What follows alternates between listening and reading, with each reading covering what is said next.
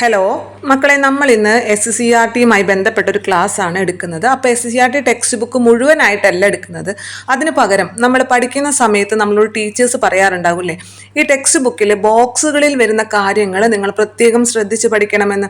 കാരണം എന്താണ്, ആനുവൽ എക്സാമിനൊക്കെ സ്ഥിരം നമുക്ക് ഈ ബോക്സുകളിൽ നിന്ന് ചോദ്യങ്ങൾ വരും. അതേപോലെ തന്നെയാണ് നമ്മുടെ PSC എക്സാമിനും നമ്മുടെ SCRT ടെക്സ്റ്റ് ബുക്കിലെ ഈ ബോക്സുകളിൽ കൊടുത്തിട്ടുള്ള കാര്യങ്ങൾ, അതുപോലെ ടേബിളുകളാക്കി കൊടുത്തിട്ടുള്ള കാര്യങ്ങളൊക്കെ റിപ്പീറ്റ് ചെയ്ത് ചോദിക്കാറുണ്ട്. അതുകൊണ്ട് നമുക്ക് ഈ ബോക്സുകളിൽ നൽകിയിട്ടുള്ള കാര്യങ്ങളും ടേബിളുകളിൽ നൽകിയിട്ടുള്ള കാര്യങ്ങളും നമുക്ക് വേഗം ഒന്ന് ഓടിച്ചു പഠിച്ചിട്ട് വരാം. നമ്മളിവിടെ ആദ്യം തന്നെ എടുത്തിരിക്കുന്ന ടേബിൾ എന്ന് പറയുന്നത് 10ാം ക്ലാസ്സിലെ ആകാശ കണ്ണുകളും അറിവിന്റെ വിശകലനവും എന്ന ചാപ്റ്ററിൽ ഭൂസ്ഥിര ഉപഗ്രഹങ്ങളും സൗരസ്ഥിര ഉപഗ്രഹങ്ങളുടെയും കമ്പയർ ചെയ്തുകൊണ്ട് ഒരു ടേബിൾ നൽകിയിട്ടുണ്ട്. വളരെ ഇമ്പോർട്ടൻ്റ് ആയിട്ടുള്ള ഒരു കാര്യമാണ് ഈ ഭൂസ്ഥിര ഉപഗ്രഹങ്ങളും സൗരസ്ഥിര ഉപഗ്രഹങ്ങളും. സ്ഥിരം PSC ചോദിക്കാറുള്ള ഒരു ഭാഗമാണിത്. അപ്പം നമുക്കിത് ആദ്യം തന്നെ ഇത് ഡിസ്കസ് ചെയ്യാം. അപ്പം ഇത് പഠിക്കണം എന്നുണ്ടെങ്കിൽ നമ്മൾ ആദ്യം തന്നെ അതിന്റെ ബേസിക് ആയിട്ടുള്ള കുറച്ച് കാര്യങ്ങൾ അറിഞ്ഞിരിക്കണം. അതായത് വിദൂര സംവേദനം എന്താണ്, ഈ വിദൂര സംവേദനത്തിൽ തന്നെയാണ് ഇതിനെ നമ്മൾ ഭൂതല ഛായാഗ്രഹണം, ആകാശീയ വിദൂര സംവേദനം, ഉപഗ്രഹ വിദൂര സംവേദനം എന്നൊക്കെ പറഞ്ഞ് തിരിച്ചിട്ടുള്ളത്. അപ്പൊ ഇതൊക്കെ എന്താണെന്ന് അറിഞ്ഞെങ്കിൽ മാത്രമേ നമുക്ക് ഈ ഭൂസ്ഥിര ഉപഗ്രഹങ്ങളും സൗരസ്ഥിര ഉപഗ്രഹങ്ങളും പറഞ്ഞാൽ മനസ്സിലാവുള്ളൂ. അപ്പൊ നമുക്ക് ആദ്യം തന്നെ വിദൂര സംവേദനം എന്താണെന്ന് അറിയണം. വിദൂര സംവേദനം, ആ വാക്കിൽ തന്നെ ഉണ്ടല്ലോ, വിദൂരം എന്ന് പറഞ്ഞാൽ ദൂരത്ത് നിന്നുകൊണ്ട്, അല്ലെ, ദൂരത്ത് നിന്നുകൊണ്ട് സംവേദനം എന്ന് വെച്ചാൽ വിവരങ്ങൾ ശേഖരിക്കുന്നതിനെയാണ് സെൻസിങ് എന്ന് പറയും. അപ്പൊ വിദൂര സംവേദനം എന്ന് പറഞ്ഞാൽ ദൂരത്ത് നിന്നുകൊണ്ട് വിവരങ്ങൾ ശേഖരിക്കുക. അതായത് ഒരു വസ്തുവിനെയോ അല്ലെങ്കിൽ ഒരു പ്രദേശത്തെയോ സംബന്ധിക്കുന്ന വിവരങ്ങൾ, ഒരു വസ്തുവിനെയോ ഒരു പ്രദേശത്തോ അല്ലെങ്കിൽ ഒരു പ്രതിഭാസത്തെയോ സംബന്ധിക്കുന്ന വിവരങ്ങൾ സ്പർശന ബന്ധം കൂടാതെ ശേഖരിക്കുന്ന രീതിയാണ് വിദൂര സംവേദനം, അല്ലെ. വിദൂരത്ത് നിന്നുകൊണ്ടും വിവരങ്ങൾ ശേഖരിക്കുക, അതിനാണ് വിദൂര സംവേദനം. അപ്പൊ നമ്മൾ ഇപ്പോൾ ഒരു ഫോട്ടോ എടുക്കുകയാണെന്നുണ്ടെങ്കിൽ അതൊരു വിദൂര സംവേദനമാണ്, അല്ലെ. നമ്മൾ ഫോട്ടോ എടുക്കുമ്പോൾ ആ വസ്തുവിനെ നമ്മൾ സ്പർശിക്കുന്നുണ്ടോ? നമ്മളിപ്പോൾ ഒരു മലയുടെ ഫോട്ടോ എടുക്കുകയാണ്, ആ മലയെ നമ്മൾ സ്പർശിക്കുന്നില്ല, അല്ലെ. അപ്പൊ എന്നിട്ട് നമ്മൾ ദൂരത്ത് നിന്നുകൊണ്ട് ആ മലയുടെ ഫോട്ടോ എടുക്കുന്നു. അപ്പൊ മലയുടെ വിവരങ്ങൾ ശേഖരിക്കുകയാണ് ചെയ്യുന്നത്. ഇത് തന്നെയാണ് വിദൂര സംവേദനം. നമ്മുടെ വീടിന്റെ മുറ്റത്ത് ഒരു മരമുണ്ട്, ആ മരത്തിൽ ഒരു കിളിക്കുഞ്ഞ് കൂട് കൂട്ടിയിരിക്കുന്നു. ആ ഫോട്ടോ നമ്മൾ എടുക്കുകയാണെന്ന് വിചാരിക്കുക. നമ്മൾ പകൽ എടുക്കുകയാണെന്നുണ്ടെങ്കിൽ നമുക്ക് അവിടെ വേറെ സെപ്പറേറ്റ് വെളിച്ചമൊന്നും ആവശ്യമില്ല, അല്ലെ. എന്താണ്, നമുക്ക് സൂര്യപ്രകാശമുണ്ട്, സൂര്യപ്രകാശത്തിന്റെ സാന്നിധ്യത്തിൽ നമുക്ക് ഫോട്ടോ എടുക്കാൻ സാധിക്കും. എന്നാൽ നിങ്ങൾ ഇത് തന്നെ രാത്രി സമയത്ത് ഫോട്ടോ എടുക്കുകയാണെന്ന് വിചാരിക്കുക. അപ്പൊ അമ്മക്കിളിയൊക്കെ വന്ന് ഇങ്ങനെ കുഞ്ഞിന്റെ കൂടെ ഇരിക്കുന്ന ഒരു ഫോട്ടോ വേണം. നിങ്ങൾ രാത്രി സമയത്താണ് ഫോട്ടോ എടുക്കുന്നതെങ്കിൽ എന്താണ്, നമ്മുടെ സൂര്യപ്രകാശം ഇല്ല, അല്ലെ. അപ്പൊ നമ്മൾ എന്ത് ചെയ്യും, നമ്മൾ ആ ക്യാമറയിൽ അല്ലെങ്കിൽ നമ്മുടെ മൊബൈൽ ഫോണിലെ ഫ്ലാഷ് ലൈറ്റ് ഓൺ ആക്കും, ഇല്ലേ. അപ്പൊ അതായത് നമ്മൾ ഒരു സ്ഥലത്ത് ഉപയോഗിക്കുന്നത് സൂര്യപ്രകാശമാണ്. അതായത് ഒരു സ്ഥലത്തെ ഊർജം എന്ന് പറയുന്നത് സൂര്യപ്രകാശവും മറ്റൊരു സ്ഥലത്തെ ഊർജം എന്ന് പറയുന്നത് നമ്മുടെ ഫോണിൽ നിന്നും, അല്ലെ, പുറപ്പെടുവിക്കുന്ന കൃത്രിമ പ്രകാശവുമാണ്. ഇത്തരത്തിൽ സൂര്യപ്രകാശത്തിന്റെ സാന്നിധ്യത്തോടെ വിവരങ്ങൾ ശേഖരിക്കുന്നതിനെ നമ്മൾ പരോക്ഷ വിദൂര സംവേദനം എന്ന് പറയും. പരോക്ഷ വിദൂര സംവേദനം എന്താണ്? കാരണം നമ്മുടെ കയ്യിലുള്ള ഒരു ഊർജ്ജ സ്രോതസ്സല്ല, അല്ലെ, നമ്മൾ അവിടെ ഉപയോഗിച്ചിരിക്കുന്നത്. നമ്മുടെ കയ്യിലുള്ള ഒരു പ്രകാശത്തിന്റെ സ്രോതസ്സല്ല നമ്മൾ അവിടെ ഉപയോഗിച്ചിരിക്കുന്നത്, മറ്റൊരു ഊർജ്ജ സ്രോതസ്സാണ് അല്ലെങ്കിൽ മറ്റൊരു പ്രകാശ സ്രോതസ്സാണ് ഉപയോഗിച്ചിരിക്കുന്നത്, സൂര്യൻ, അല്ലെ. അപ്പൊ അതുകൊണ്ട് പരോക്ഷ വിദൂര സംവേദനം എന്ന് പറയും. എന്നാൽ നമ്മുടെ കയ്യിലുള്ള ഉപകരണത്തിന്റെ, അതായത് നമ്മുടെ ഫോണിന്റെ ആണെങ്കിലും ക്യാമറയുടെ ആണെങ്കിലും അതിന്റെ ഫ്ലാഷ് ലൈറ്റ് അല്ലെങ്കിൽ അതിൽ നിന്നുള്ള കൃത്രിമ പ്രകാശം ഉപയോഗിച്ചുകൊണ്ട് നമ്മൾ വിദൂര സംവേദനം നടത്താണ് അല്ലെങ്കിൽ വിവരങ്ങൾ ശേഖരിക്കുകയാണെങ്കിൽ അതിനെ നമ്മൾ പ്രത്യക്ഷ വിദൂര സംവേദനം എന്ന് പറയും. നമ്മുടെ കയ്യിലുള്ള വസ്തുവിൽ നിന്നുള്ള കൃത്രിമ പ്രകാശം ഉപയോഗിക്കുമ്പോൾ അത് പ്രത്യക്ഷ വിദൂര സംവേദനമാണ്. എന്നാൽ സൂര്യനിൽ നിന്നുള്ള പ്രകാശമാകുമ്പോൾ അത് പരോക്ഷമാണ്, അല്ലെ. നമ്മുടെ കയ്യിലുള്ളതല്ലല്ലോ, അത് സൂര്യന്റെ കയ്യിലുള്ളതല്ലേ. അതുകൊണ്ട് അത് പരോക്ഷ വിദൂര സംവേദനമാണ്. അതായത് നമുക്ക് വിദൂര സംവേദനത്തെ ഊർജ ഉറവിടം എന്ന് വെച്ചാൽ പ്രകാശോർജം, അല്ലെ, ഊർജ ഉറവിടത്തിന്റെ അടിസ്ഥാനത്തിൽ രണ്ടായി തിരിക്കാൻ സാധിക്കും. അതാണ് പ്രത്യക്ഷ വിദൂര സംവേദനവും പരോക്ഷ വിദൂര സംവേദനവും. പരോക്ഷം എന്ന് പറയുമ്പോൾ മറ്റൊരാളുടെ പ്രകാശ സ്രോതസ്സാണ് ഉപയോഗിക്കുന്നത്. അതായത് സൂര്യപ്രകാശത്തിന്റെ സഹായത്തോടെ നമ്മൾ വിദൂര സംവേദനം നടത്തുന്നതിനെ പരോക്ഷ വിദൂര സംവേദനം എന്നും, നമ്മുടെ കയ്യിലുള്ള ഉപകരണത്തിൽ നിന്നുള്ള കൃത്രിമ പ്രകാശം ഉപയോഗിച്ച് വിദൂര സംവേദനം നടത്തുന്നതിനെ പ്രത്യക്ഷ വിദൂര സംവേദനം എന്നും പറയും, അല്ലെ. അപ്പൊ നമ്മുടെ ഇവിടെ ക്യാമറ എന്ന് പറയുന്നത്, അല്ലെങ്കിൽ നമ്മളൊരു സ്കാനർ ആണ് ഉപയോഗിക്കുന്നത്, സ്കാനർ അല്ലെങ്കിൽ ക്യാമറ എന്നൊക്കെ പറയുന്നതിന് എന്തെന്ന് പറയും, നമുക്ക് സംവേദകം എന്ന് പറയും. അതായത് നമ്മൾ വിദൂര സംവേദനത്തിന് വേണ്ടി ഉപയോഗിക്കുന്ന ആ ഉപകരണമുണ്ടല്ലോ, ആ ഉപകരണത്തെയാണ് നമ്മൾ എന്തെന്ന് പറയുന്നത്, സംവേദകങ്ങൾ അല്ലെങ്കിൽ സെൻസേഴ്സ് എന്ന് പറയുന്നത്. ജസ്റ്റ് മനസ്സിലാക്കിയാൽ മതി. ഇനി നമുക്ക് ഇത് എവിടെങ്കിലൊക്കെ വെക്കാൻ സാധിക്കും, അല്ലേ. അതായത് നമുക്ക് ഭൂമിയുടെ ഉപരിതലത്തിൽ ഉപരിതലത്തിൽ വെച്ചുകൊണ്ട് നമുക്ക് എടുക്കാൻ സാധിക്കും. അതേപോലെ തന്നെ കല്യാണങ്ങൾക്ക് കണ്ടിട്ടുണ്ടാവും ഫോട്ടോ എടുക്കുന്നതും അതുപോലെ വീഡിയോ എടുക്കുന്നതൊക്കെ നമ്മുടെ ഡ്രോൺ ഉപയോഗിച്ചിട്ടല്ലേ. അതായത് ആകാശത്ത് കൂടെ പറന്നുകൊണ്ടാണ് അവിടെ നമ്മുടെ ഈ വിവരങ്ങൾ ശേഖരിക്കുന്നത്. അപ്പൊ ഇങ്ങനെ ഈ പ്ലാറ്റ്ഫോം എവിടെ വെച്ചിട്ടാണോ നമ്മൾ ഈ വിദൂര സംവേദനം നടത്തുന്നത്, ഈ പ്ലാറ്റ്ഫോമിനെ അടിസ്ഥാനമാക്കി നമുക്ക് വിദൂര സംവേദനത്തെ 3ആയി തിരിക്കാൻ സാധിക്കും. അതാണ് ഭൂതല ഛായാഗ്രഹണം, ആകാശീയ വിദൂര സംവേദനം, അതുപോലെ ഉപഗ്രഹ വിദൂര സംവേദനം എന്ന് പറയുന്നത്. നമ്മൾ ആദ്യം പറഞ്ഞത് ഊർജ ഉറവിടത്തിന്റെ, അതായത് പ്രകാശോർജം എവിടെ നിന്ന് നമുക്ക് ലഭിക്കുന്നു, അതിന്റെ അടിസ്ഥാനത്തിൽ വിദൂര സംവേദനത്തെ 2ആയി തിരിക്കാൻ സാധിക്കും. പ്രത്യക്ഷ വിദൂര സംവേദനം എന്നും പരോക്ഷ വിദൂര സംവേദനം എന്നും. അടുത്തത് നമ്മൾ പറഞ്ഞത് പ്ലാറ്റ്ഫോമിന്റെ അടിസ്ഥാനത്തിൽ. പ്ലാറ്റ്ഫോം എന്ന് പറഞ്ഞു കഴിഞ്ഞാൽ നമ്മൾ ഈ ഉപയോഗിക്കുന്ന ഉപകരണം അല്ലെങ്കിൽ സെൻസേഴ്സ് അല്ലെങ്കിൽ സംവേദകം അല്ലെ, അതെവിടെയാണ് നമ്മൾ സ്ഥാപിച്ചിരിക്കുന്നത്, ഏത് പ്രതലത്തിലാണ് നമ്മൾ സ്ഥാപിച്ചിരിക്കുന്നത്, ഭൂമിയുടെ പ്രതലത്തിലാണോ അല്ലെങ്കിൽ ആകാശത്തിലാണോ അല്ലെങ്കിൽ ഉപഗ്രഹത്തിലാണോ ഈ ഉപകരണം സ്ഥാപിച്ചിരിക്കുന്നത്, ആ പ്ലാറ്റ്ഫോം ഏതാണ് എന്നതിനെ അടിസ്ഥാനമാക്കി നമുക്ക് 3ആയി തിരിക്കാൻ സാധിക്കും. അതാണ് ഭൂതല ഛായാഗ്രഹണം, ആകാശീയ വിദൂര സംവേദനം, ഉപഗ്രഹ വിദൂര സംവേദനം എന്ന് പറയുന്നത്. അപ്പൊ ഭൂതല ഛായാഗ്രഹണം എന്തായിരിക്കും? നമ്മുടെ ഭൂമിയുടെ ഉപരിതലത്തിൽ സ്ഥാപിച്ചിട്ടുള്ള ഒരു ഉപകരണം ഉപയോഗിച്ച് നമ്മൾ ഫോട്ടോ എടുക്കുക. അതായത് നമ്മളിപ്പോ ക്യാമറ നമ്മളെ കയ്യിൽ പിടിച്ചുകൊണ്ട് ഫോട്ടോ എടുക്കുകയാണെങ്കിലും നമ്മൾ എന്താണ്, അത് ഭൗമോപരിതലത്തിലാണ് അല്ലെ. അപ്പോൾ അത് ഭൂതല ഛായാഗ്രഹണമാണ്. എന്നാൽ നമ്മൾ വിമാനങ്ങളില്, ഹെലികോപ്റ്ററില്, ഡ്രോണില് ഇതൊക്കെ നമ്മൾ ക്യാമറകൾ ഘടിപ്പിച്ചുകൊണ്ട് നമ്മൾ വീഡിയോസോ അല്ലെങ്കിൽ ഫോട്ടോസോ ഒക്കെ എടുക്കുകയാണെങ്കിൽ നമ്മൾ അതിനെന്തെന്ന് പറയും?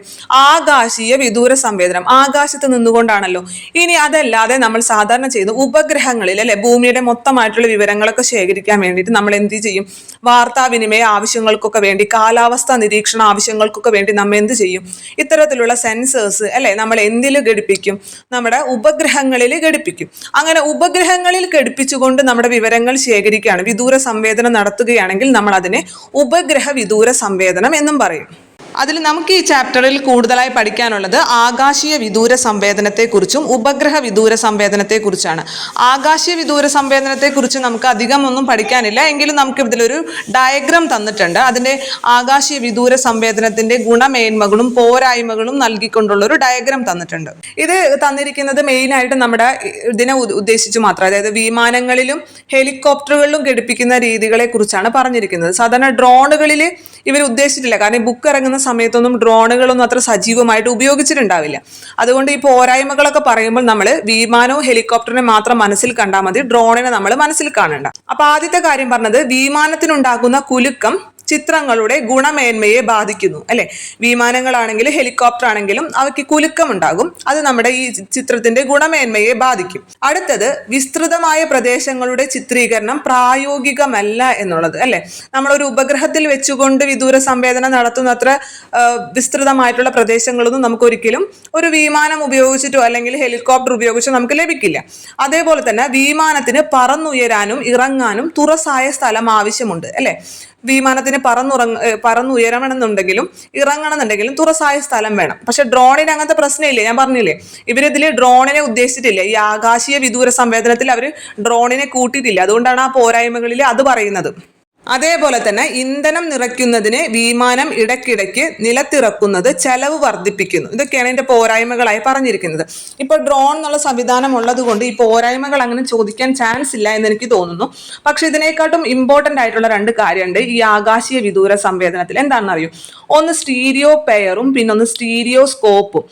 സ്റ്റീരിയോസ്കോപ്പ് എന്ന് പറയുമ്പോൾ തന്നെ നമുക്കറിയാലേ, ടെലസ്കോപ്പ്, പെരിസ്കോപ്പ് എന്നൊക്കെ പറയുന്ന പോലെ ഒരു സ്കോപ്പ്, ഒരു ഉപകരണമായിരിക്കില്ലേ ഈ സ്റ്റീരിയോസ്കോപ്പ് എന്ന് പറയുന്നത്. സ്റ്റീരിയോസ്കോപ്പ് ഒരു ഉപകരണമാണ്, പക്ഷെ അത് നമുക്ക് അതിന്റെ ഉപയോഗം എന്താണെന്ന് കൃത്യമായി മനസ്സിലാക്കണമെങ്കിൽ സ്റ്റീരിയോ പെയർ എന്താണെന്ന് അറിഞ്ഞിരിക്കണം.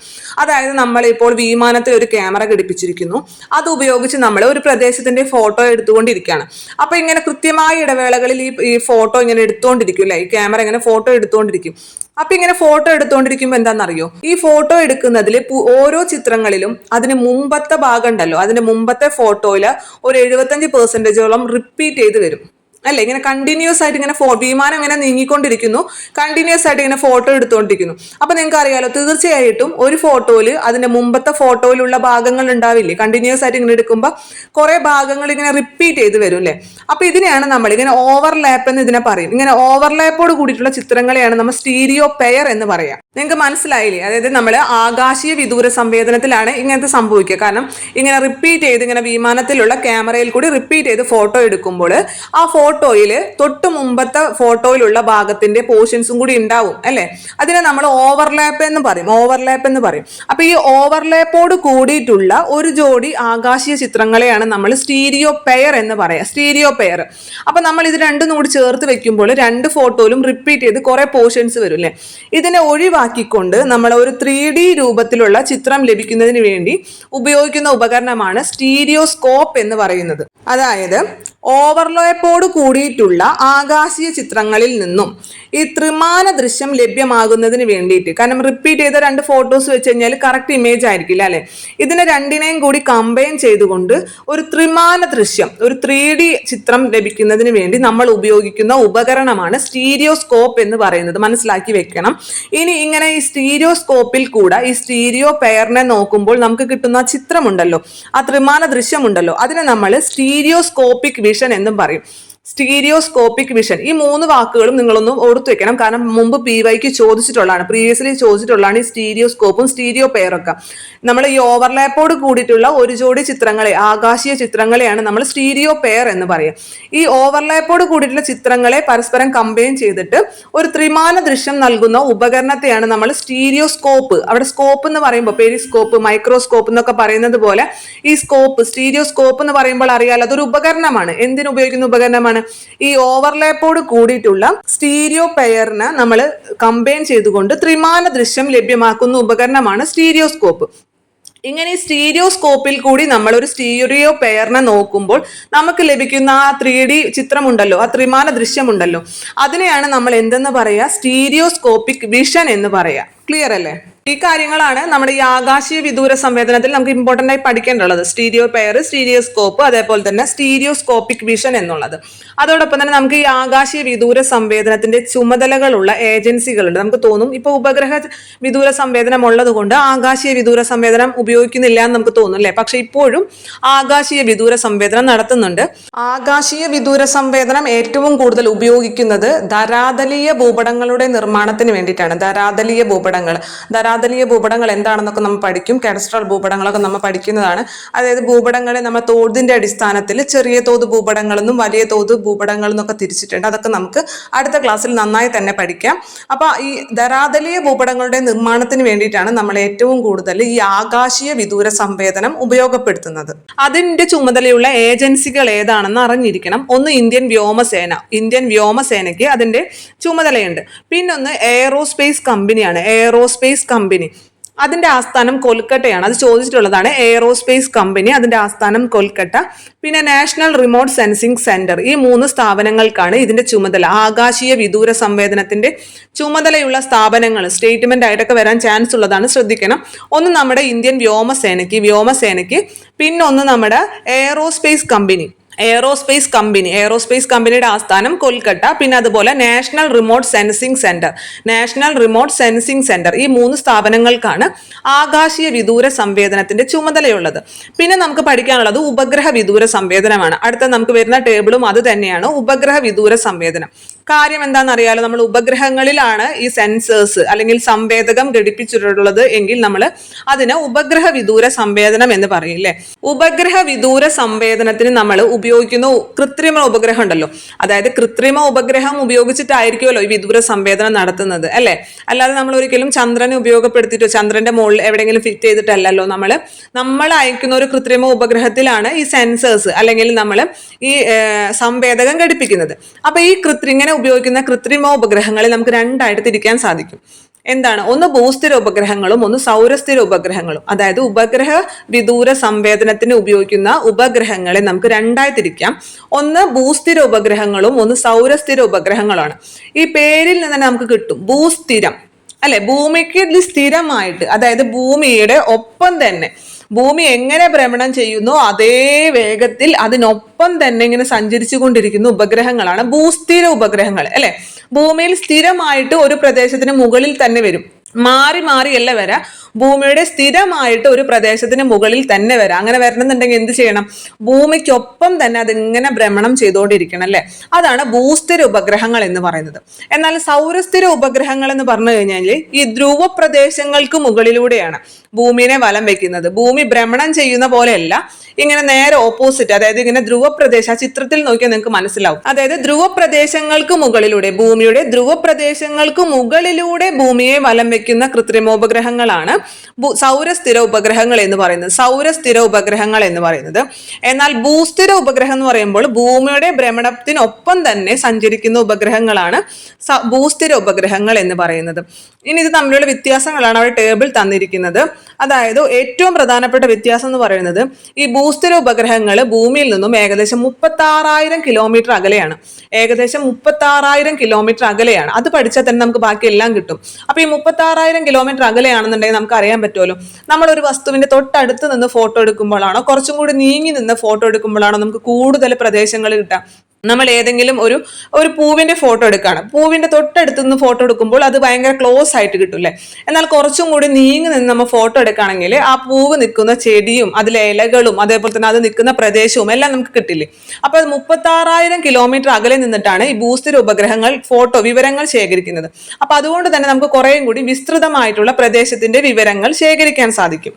ഭൂസ്ഥിര ഉപഗ്രഹങ്ങളുടെ സഞ്ചാരപഥം എന്ന് പറയുന്നത് ഭൂമിയിൽ നിന്നും 36,000 കിലോമീറ്റർ അകലെയാണ്. വളരെ ഇമ്പോർട്ടന്റ് ആയിട്ടുള്ള ഒരു പോയിന്റ് ആണത്. ഭൂമിയിൽ നിന്നും 36,000 കിലോമീറ്റർ അകലെ നിന്നുകൊണ്ടാണ് അത് ഭൂമിയുടെ ഒപ്പം ഇങ്ങനെ സഞ്ചരിച്ചു കൊണ്ടിരിക്കുന്നത് എന്നുള്ളത്.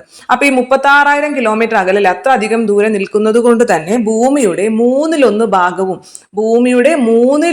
ഭാഗവും ഇതിന്റെ നിരീക്ഷണ പരിധിയിൽ വരും. ഭൂമിയുടെ ഭ്രമണത്തിന് തുല്യമായിട്ടുള്ള വേഗതയിലാണ്, അല്ലെ? ഭൂമിയുടെ ഒരു ഭാഗത്ത് തന്നെ സ്ഥിരമായി നിൽക്കുകയാണ്. ഇപ്പൊ നമ്മളുടെ മുകളിലാണ് അത് നിൽക്കുന്നതെങ്കിൽ അത് എപ്പോഴും ഭ്രമണം ചെയ്യുമ്പോഴൊക്കെ നമ്മുടെ നേരെ മുന്നിൽ തന്നെയായിരിക്കും. ഇപ്പൊ തൃശ്ശൂരിന് മുകളിലാണ്, തൃശ്ശൂർ നല്ല ഞാനൊരു എക്സാമ്പിളായി പറഞ്ഞാണ്, ഇപ്പൊ കേരളത്തിന് മുകളിലായിട്ടാണ് ഈ ഭൂസ്ഥിര ഉപഗ്രഹം നിൽക്കുന്നതെങ്കിൽ അതേ പൊസിഷനിൽ കറക്റ്റ് ആയിട്ട് തന്നെയായിരിക്കും ഇത് ഭൂമിയോടൊപ്പം ഇങ്ങനെ ഭ്രമണം ചെയ്തുകൊണ്ടിരിക്കുന്നത്. ഞാനൊരു എക്സാമ്പിൾ ആയിട്ട് വെറുതെ നിങ്ങൾക്ക് മനസ്സിലാവാൻ പറഞ്ഞതാണ്. അപ്പൊ ഭൂമിയുടെ ഭ്രമണത്തിന് തുല്യമായിട്ടുള്ള വേഗതയിൽ തന്നെ സഞ്ചരിക്കുന്നതാണ് ഭൂസ്ഥിര ഉപഗ്രഹങ്ങൾ. അതുകൊണ്ട് തന്നെ ഒരു പ്രദേശത്തെ തന്നെയാണ് അത് സ്ഥിരമായിട്ട് അഭിമുഖീകരിക്കുന്നത്.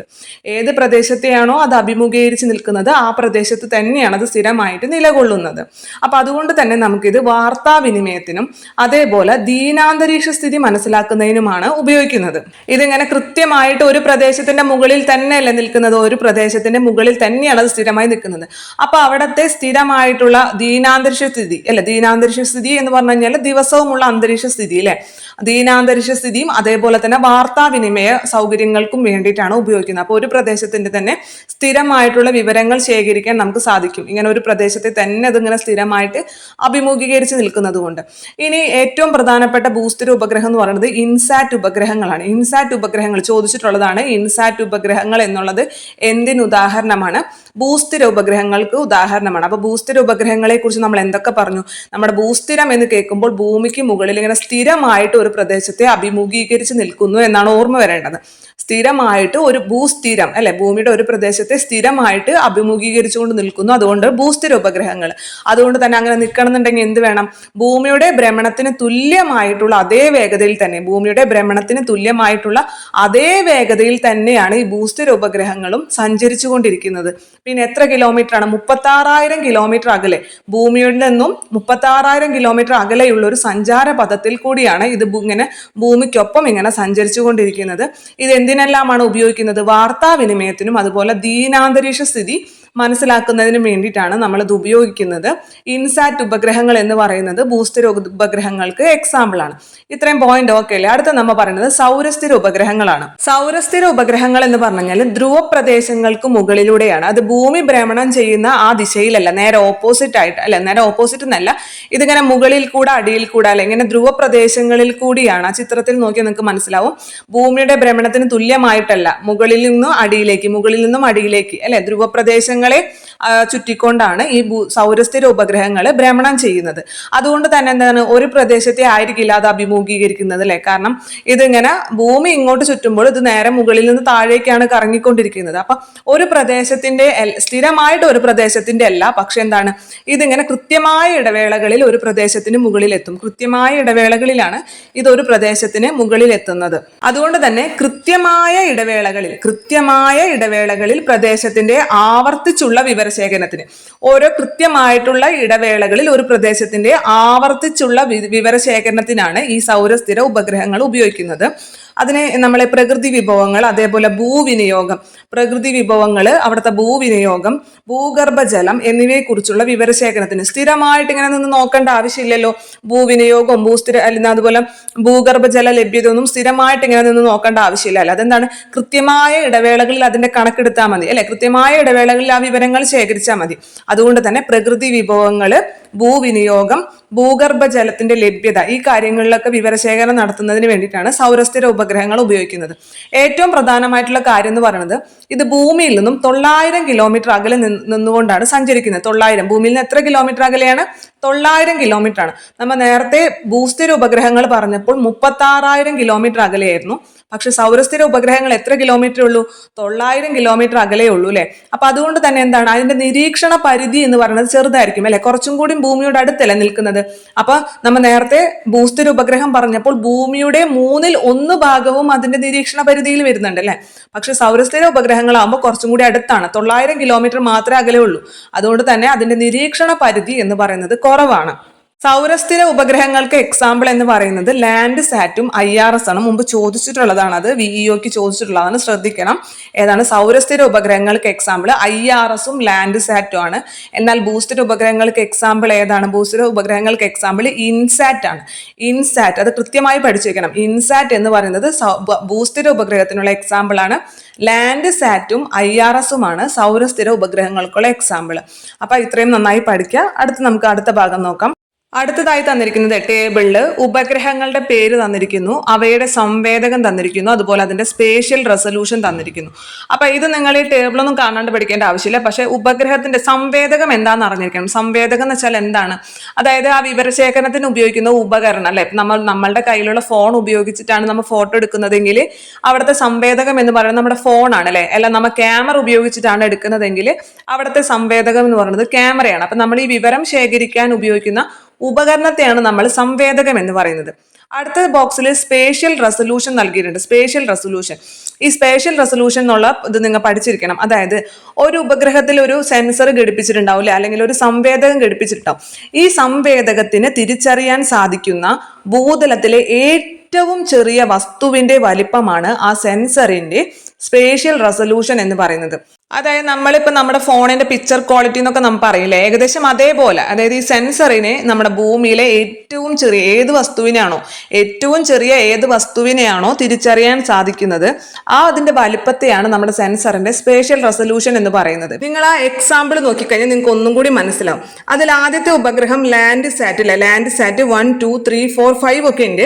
പക്ഷെ അതിലെല്ലാം ഉപയോഗിച്ചിരിക്കുന്ന സംവേദകം, അതായത് നമ്മുടെ സെൻസർ ആയിട്ട് ഉപയോഗിച്ചിട്ടുള്ളത് മൾട്ടി സ്പെക്ടറൽ സ്കാനർ ആണ് ഉപയോഗിച്ചിരിക്കുന്നത്. Multi spectral scanner. അപ്പൊ ഈ വസ്തുവിനെ അല്ലെങ്കിൽ ഈ സംവേദകത്തിന് 79 മീറ്റർ നീളവും 79 മീറ്റർ വീതിയുമുള്ള ഒരു വസ്തുവിനെ മാത്രമേ തിരിച്ചറിയാൻ സാധിക്കുകയുള്ളൂ. 79 മീറ്റർ നീളവും 79 മീറ്റർ വീതി എന്ന് പറഞ്ഞാൽ നിങ്ങൾക്ക് ഉദ്ദേശിക്കാൻ സാധിക്കില്ല. അത്യാവശ്യം വലിപ്പം വേണമെങ്കിലേ അതിന് തിരിച്ചറിയാൻ സാധിക്കുള്ളൂ. ഈ സ്കാനറിന് തിരിച്ചറിയാൻ സാധിക്കുള്ളൂ അല്ലെ. സെന്റിമീറ്റർ അല്ല, അവിടെ മീറ്ററിലാണ് തന്നിരിക്കുന്നത്. എന്നാൽ നിങ്ങൾ അവസാനത്തേക്ക് വരുമ്പോൾ GOI എടുത്ത് നോക്കി, അവിടെ ഉപയോഗിച്ചിരിക്കുന്നത് പാൻക്രോമാറ്റിക് മൾട്ടി സ്പെക്ടറൽ സ്കാനർ ആണ്. പാൻക്രോമാറ്റിക് മൾട്ടി സ്പെക്ടറൽ സ്കാനർ. അതിന് മൊത്തം, അതായത് നീളം ഇൻറ്റു വീതി ചെയ്യുമ്പോൾ, ഈ നമ്മുടെ വസ്തുവിന്റെ നീളവും വീതിയും മീറ്ററിൽ ഗുണിച്ച് കഴിയുമ്പോൾ 0.46 മീറ്റർ സ്ക്വയർ ഉണ്ടായാൽ മതി. മനസ്സിലായോ? രണ്ടും കൂടി ഗുണിച്ച് കഴിയുമ്പോൾ 0.46 മീറ്റർ സ്ക്വയർ ഉണ്ടായാൽ മതി അതിന് തിരിച്ചറിയാൻ സാധിക്കും. അപ്പൊ അതിന്റെ അർത്ഥം എന്താ? അത്ര ചെറിയ വസ്തുവിനെ വരെ അതിന്, അതായത് 1 മീറ്റർ സ്ക്വയർ പോലും വിസ്തീർണം വേണ്ട, അത്ര ചെറിയ വസ്തുവിനെ പോലും എന്തിന് തിരിച്ചറിയാൻ സാധിക്കും? ഈ GOI കയ്യിൽ ഘടിപ്പിച്ചിട്ടുള്ള പാൻക്രോമാറ്റിക് മൾട്ടി സ്പെക്ടറൽ സ്കാനർ എന്ന് പറഞ്ഞ വസ്തുവിനെ തിരിച്ചറിയാൻ സാധിക്കും. അതായത് നമ്മുടെ ഇവിടെ സ്പേഷ്യൽ റെസൊല്യൂഷൻ കുറയുമ്പോൾ എന്താണ്, ഏറ്റവും ചെറിയ വസ്തുവിനെ വരെ തിരിച്ചറിയാൻ സാധിക്കും അല്ലെ. സ്പേഷ്യൽ റെസൊല്യൂഷൻ കൂടാ എന്ന് പറഞ്ഞു കഴിഞ്ഞാൽ അതിന് വലിയ വസ്തുക്കളെ മാത്രം തിരിച്ചറിയാൻ സാധിക്കുള്ളൂ എന്നാണ് അർത്ഥം. അവിടെ രണ്ടാമത്തെ സ്പോട്ട് കൊടുത്തിട്ടുണ്ട് അല്ലെ, അതിൽ പാൻക്രോമാറ്റിക് ക്യാമറയാണ് ഉപയോഗിച്ചിരിക്കുന്നത്. അപ്പൊ അതിനെന്ന് പറയുമ്പോൾ 20x20 എന്ന് പറഞ്ഞാൽ 20 മീറ്റർ നീളവും 20 മീറ്റർ വീതിയുമുള്ള ഒരു വസ്തുവിനെയാണ് തിരിച്ചറിയാൻ സാധിക്കുക. മനസ്സിലായേ? സ്പേഷ്യൽ റെസൊല്യൂഷൻ എന്ന് പറഞ്ഞു കഴിഞ്ഞാൽ ഭൂമിയിലെ ഏത് ഒരു വസ്തുവിനെ, ഏറ്റവും ചെറിയ ഏത് വസ്തുവിനെയാണോ ഈ ക്യാമറയ്ക്ക് അല്ലെങ്കിൽ ഈ സെൻസറിന് തിരിച്ചറിയാൻ സാധിക്കുന്നത്, ആ വസ്തുവിന്റെ വലുപ്പത്തെയാണ് നമ്മൾ സ്പേഷ്യൽ റെസൊല്യൂഷൻ എന്ന് പറയുക. കാര്യം മനസ്സിലായില്ലേ? അടുത്ത ടേബിൾ നമ്മൾ പറയാൻ പോകുന്നത് ചുരങ്ങളെ കുറിച്ചിട്ടാണ്. അപ്പോൾ ഉത്തരപർവ്വത മേഖലകളിലെ ചുരങ്ങൾ, നമ്മുടെ ഇവിടുത്തെ ചുരങ്ങളല്ല, ഉത്തരപർവ്വത മേഖല എന്ന് പറയുമ്പോൾ നമുക്കറിയാം അല്ലെ, ഇന്ത്യയുടെ ഏറ്റവും മുകളിൽ കിടക്കുന്നതാണ് ഉത്തരപർവ്വത മേഖല. അവിടെയുള്ള ചുരങ്ങളെ കുറിച്ചാണ് പറയുന്നത്. അപ്പൊ ചുരങ്ങൾ എന്ന് പറഞ്ഞാൽ എന്താണ്? പർവ്വത നിരകളെ മുറിച്ചു കടക്കാൻ വേണ്ടിയിട്ട് സ്വാഭാവികമായിട്ടുള്ള മലയിടുക്കുകൾ അല്ലെ, നമ്മൾ ഉണ്ടാക്കുന്നതല്ല, അത് സ്വാഭാവികമായിട്ടുള്ളതാണ്. ഈ മലകളെ അല്ലെങ്കിൽ ഈ പർവ്വത നിരകളെ മുറിച്ചു കടക്കുന്നതിന് വേണ്ടിയിട്ട് സ്വാഭാവികമായിട്ടുള്ള മലയിടുക്കുകളെയാണ് അല്ലെങ്കിൽ ഗ്യാപ്പുകളെയാണ് നമ്മൾ ചുരങ്ങൾ എന്ന് പറയുക. അപ്പൊ നമ്മുടെ ഇവിടെ നമ്മുടെ കേരളത്തിലെ ഏറ്റവും പ്രധാനപ്പെട്ട ചുരങ്ങളൊക്കെ നമ്മൾ കോഡ് വെച്ച് പഠിച്ചിട്ടുണ്ടായിരുന്നു. ഇത് ഉത്തരപർവ്വത മേഖലയിലെ ചുരങ്ങളാണ്. നമ്മുടെ ടെക്സ്റ്റ് ബുക്കിൽ 4 ചുരങ്ങളെ കുറിച്ചാണ് കൊടുത്തിരിക്കുന്നത്. അത് നമുക്കിപ്പോൾ ഒന്ന് പഠിക്കാം. ആദ്യത്തേത് ലിപ്പു ലേക്ക് എന്ന് പറയുമ്പോൾ നമുക്ക് പഠിക്കാൻ സുഖമല്ല. ലിപ്പ് എന്ന് പറഞ്ഞാൽ ചുണ്ടാണ്. നമ്മൾ സാധാരണ ഉത്തരം പറയുന്നതും ചുണ്ടുകൊണ്ടാണ്, ടീ കുടിക്കുന്നതും ചായ കുടിക്കുന്നതും ചുണ്ടുകൊണ്ടാണ് അല്ലെ. ഉത്തരം പറയുന്നതും ലിപ്പ് കൊണ്ടാണ്, ടീ കുടിക്കുന്നതും, ടീ എന്ന് പറഞ്ഞാൽ ചായ, ടീ കുടിക്കുന്നതും ലിപ്പ് കൊണ്ടാണ്. അപ്പൊ അതുകൊണ്ട് തന്നെ ലിപ്പുലേക്ക് ചുരം എന്ന് പറയുമ്പോൾ ഉത്തരാഖണ്ഡിനെയും ടിബറ്റിനെയും, ടീ എന്നതിൽ നിന്നും ടിബറ്റ്, ഉത്തരാഖണ്ഡിനെയും ടിബറ്റിനെയും തമ്മിൽ ബന്ധിപ്പിക്കുന്ന ചുരമാണ് ലിപ്പുലേക്ക് ചുരം എന്ന് പറയുന്നത്. അടുത്തത് ഷിപ്പ് ഗില ചുരം. ഷിപ്പ് ഗില എന്ന് പറയുമ്പോൾ ഷിപ്പില്ല എന്ന് ഓർക്കാൻ ബുദ്ധിമുട്ടില്ലല്ലോ. ഷിപ്പ് ഗില എന്ന് പറഞ്ഞാൽ ഷിപ്പില്ല. ഏത് ഷിപ്പാണ് ഇപ്പോൾ ഇല്ലാത്തത്? നിങ്ങൾക്ക് അറിയുന്ന, നിങ്ങളുടെ അറിവ് വെച്ചിട്ട് നിങ്ങൾക്ക് ഏത് ഷിപ്പാണ് ഇപ്പോൾ ഇല്ലാത്തത്? ടൈറ്റാനിക് ആണല്ലേ ഇല്ലാത്തത്. എന്തു പറ്റി അതിന്? അതൊരു ഹിമത്തിൽ ചെന്ന് ഇടിച്ച്, ഹിമം എന്ന് പറഞ്ഞാൽ മഞ്ഞ് അല്ലെ, മഞ്ഞ്, ഒരു മഞ്ഞുകട്ടയിൽ ചെന്ന് ഹിമാനിയിൽ, ശരിക്കും ഹിമാനി എന്ന് പറയാം, അതിൽ ചെന്ന് ഇടിച്ച് അത് തകർന്നു പോയില്ലേ. അപ്പൊ അതിൽ നിന്ന് നമുക്ക് എന്താണെന്ന് വെച്ച് കഴിഞ്ഞാല് ഹിമാനി എന്നതിൽ ഹിമാചൽ പ്രദേശ്, ഹിമം എന്നതിൽ നിന്ന് ഹിമാചൽ പ്രദേശിനെയും ടൈറ്റാനിക് എന്നതിലും ടിബറ്റിനെയും തമ്മിൽ ബന്ധിപ്പിക്കുന്ന ചുരമാണ് ഷിപ്പ് ഗില. അപ്പൊ ഷിപ്പ് ഗില എന്ന് പറയുമ്പോൾ ഷിപ്പ് ഇപ്പം ഇല്ല. ഏത് ഷിപ്പാണ് ഇല്ലാത്തത്? ടൈറ്റാനിക് ആണ്. എന്തു പറ്റി? അതൊരു ഹിമത്തിൽ ചെന്ന് ഇടിച്ചു പൊളിഞ്ഞു പോയില്ല. അപ്പൊ ഹിമം എന്നതിൽ നിന്നും ഹിമാചൽ പ്രദേശിനെയും ടിബറ്റിനെയും തമ്മിൽ ബന്ധിപ്പിക്കുന്ന ചുരമാണ് ഷിപ്പ് ഗില ചുരം എന്ന് പറയുന്നത്. അടുത്തത് സോജില പാസ് അല്ലെങ്കിൽ സോജില ചുരം.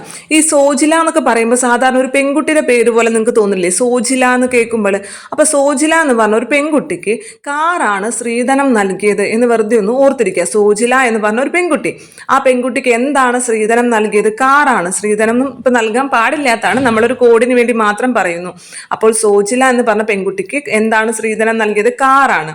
അപ്പൊ അതിൽ നിന്ന് നമുക്ക് സ്ത്രീധനം എന്നതിൽ നിന്ന് ശ്രീനഗറിനെയും കാർഗിലിനെയും തമ്മിൽ ബന്ധിപ്പിക്കുന്ന ചുരമാണ് സോജില ചുരം എന്ന് പറയുന്നത്. അടുത്തത് നാദുല ചുരം എന്ന് പറയുമ്പോൾ നമ്മുടെ വീട്ടിലെ നാഥന് അല്ലെങ്കിൽ അച്ഛന്മാർക്കൊക്കെ സാധാരണ എന്തെങ്കിലും സിക്ക് വന്നു എന്ന് വിചാരിക്കും, എന്തെങ്കിലും അസുഖം വന്നു. സിക്ക് എന്ന് പറഞ്ഞാൽ നമ്മൾ അസുഖം എന്ന് പറയില്ലേ. സിക്ക് വന്നു കഴിഞ്ഞാൽ അവർക്ക് ഒരു ശീലം ഉണ്ടായിരിക്കില്ല, അവരെപ്പോഴും ടീ കുടിച്ചുകൊണ്ടിരിക്കും. നല്ല ചൂട് ചായ, നമുക്കാണെങ്കിൽ പോലും ഒരു പനിയൊക്കെ വന്ന ജലദോഷമൊക്കെ വന്ന ഇടയ്ക്കിടയ്ക്ക് നല്ല ചൂട് ചായ കുടിക്കുന്ന ഒരു സുഖമാണല്ലേ. അപ്പൊ എന്താണ് ഈ നാദുല? അപ്പൊ വീട്ടിലെ നാഥൻ ഒരു സിക്ക് വന്നു കഴിഞ്ഞാൽ എപ്പോഴും ടീ കുടിച്ചുകൊണ്ടിരിക്കും അല്ലെ. അപ്പൊ അതിൽ നിന്നും നാദുല പാസ് എന്ന് പറഞ്ഞു കഴിഞ്ഞാല് സിക്കിമിനെയും ടിബറ്റിനെയും തമ്മിൽ ബന്ധിപ്പിക്കുന്നതാണ്.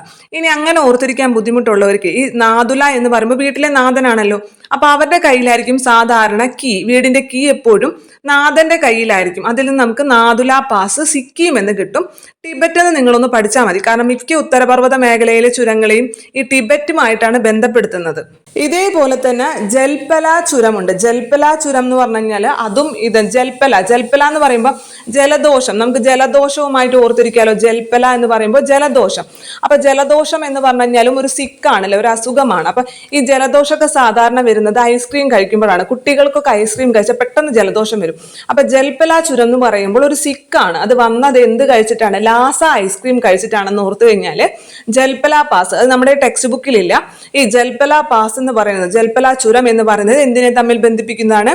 സിക്കിമിനെയും അതേപോലെ തന്നെ ലാസനെയും. ലാസ ഐസ്ക്രീം കഴിച്ചിട്ടാണ് സിക്ക് വന്നത്. എന്ത് സിക്കാണ് വന്നത്? ജലദോഷം അല്ലെ. അപ്പൊ ജൽപല ചുരം സിക്കിം ലാസനെയും തമ്മിൽ ബന്ധിപ്പിക്കുന്നതാണ്. നമ്മൾ അതിന് തൊട്ട് മുമ്പ് പറഞ്ഞത് എന്തായിരുന്നു? നാദുല ചുരം അല്ലെ. നാഥന്മാർക്ക് സിക്ക് വന്നാൽ അവർക്ക് എപ്പോഴും ടീ കുടിക്കണം അല്ലെ. അപ്പൊ നാദുല പാസ് സിക്കിമിനെയും ടിബറ്റിനെയും തമ്മിൽ ബന്ധിപ്പിക്കുന്നതാണ്. അപ്പൊ ഈ പറഞ്ഞ ചുരങ്ങൾ ഞാൻ ഒന്നും കൂടി പറയട്ടെ. ആദ്യം നമ്മൾ പറഞ്ഞത് ലിപ്പു ലേക്ക്. ലിപ്പു കൊണ്ടാണ് നമ്മൾ ഉത്തരം പറയുന്നതും ടീ കുടിക്കുന്നതും. അതുകൊണ്ട് ലിപ്പു ലേക്ക് എന്ന് പറയുമ്പോൾ ഉത്തരാഖണ്ഡിനെയും ടിബറ്റിനെയും തമ്മിൽ ബന്ധിപ്പിക്കുന്നതാണ്. അടുത്തത് ഷിപ്പ് ഗില. ഷിപ്പ് ഇപ്പോൾ ഇല്ല അല്ലെ. ഏത് ഷിപ്പാണ് ഇല്ലാത്തത്?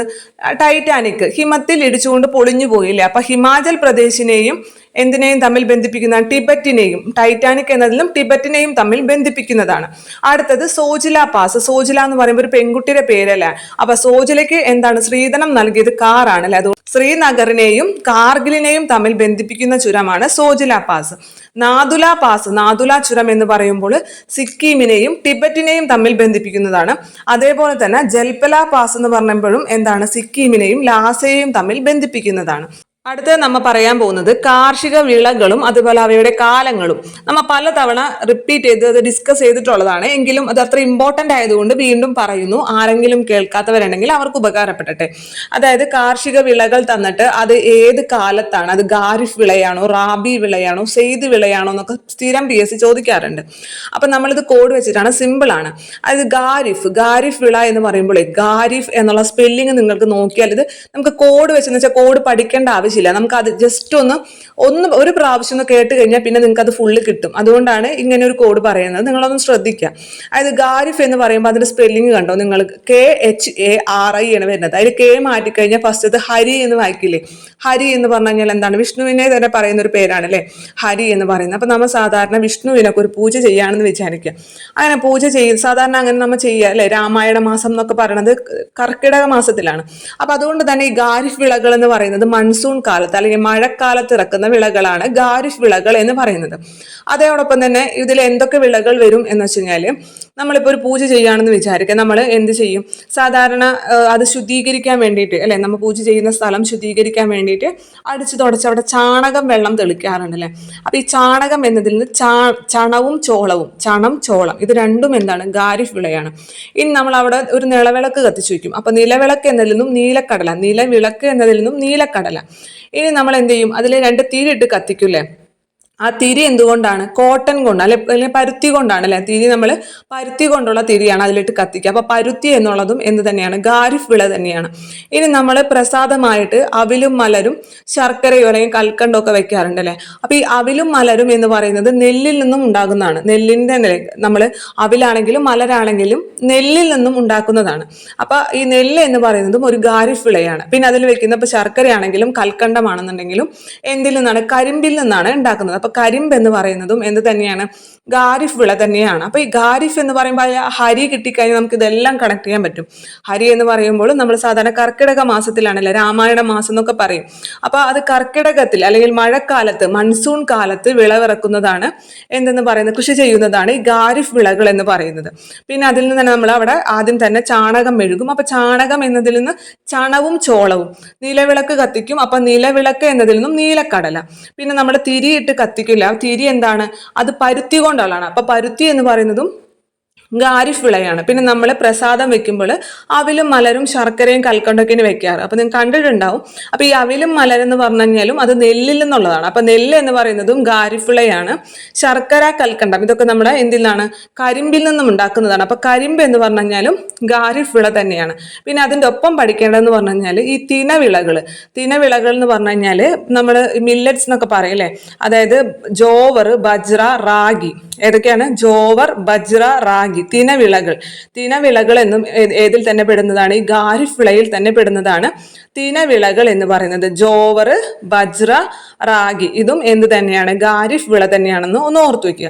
അടുത്തത് റാബി. റാബി വിളകൾ എന്ന് പറയുമ്പോഴും റാബി എന്ന് പറയുമ്പോൾ ഒരു ബിയർ കുടിക്കാന്ന് വിചാരിക്കുക. ജസ്റ്റ് ഒരു തവണ കേട്ടാൽ മതി. അതുകൊണ്ടാണ് ഇത് വീണ്ടും ഈ കോഡ് പറയുന്നത്.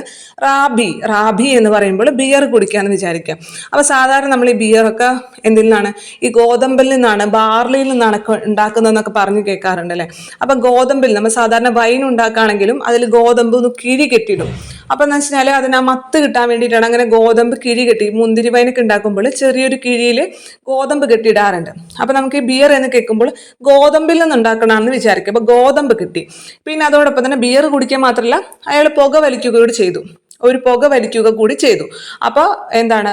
റാബി എന്ന് പറയുമ്പോൾ ഗോതമ്പും പുകയിലയും കിട്ടി. ഇനി ഇയാൾ ബിയർ കുടിച്ചു, അതുകൂടാണ്ട് പുകയിലയും വലിച്ചു. അതിനുശേഷം ഇയാൾക്ക് പണമില്ല. അപ്പൊ ഇയാൾ കടം പറഞ്ഞുകൊണ്ട് ഓടി. അപ്പൊ കടം എന്നതിൽ നിന്ന് കടുക്, പറഞ്ഞു എന്നതിൽ നിന്നും പയർ വർഗ്ഗങ്ങൾ, ഓടി എന്നതിൽ നിന്നും ഓട്സ്.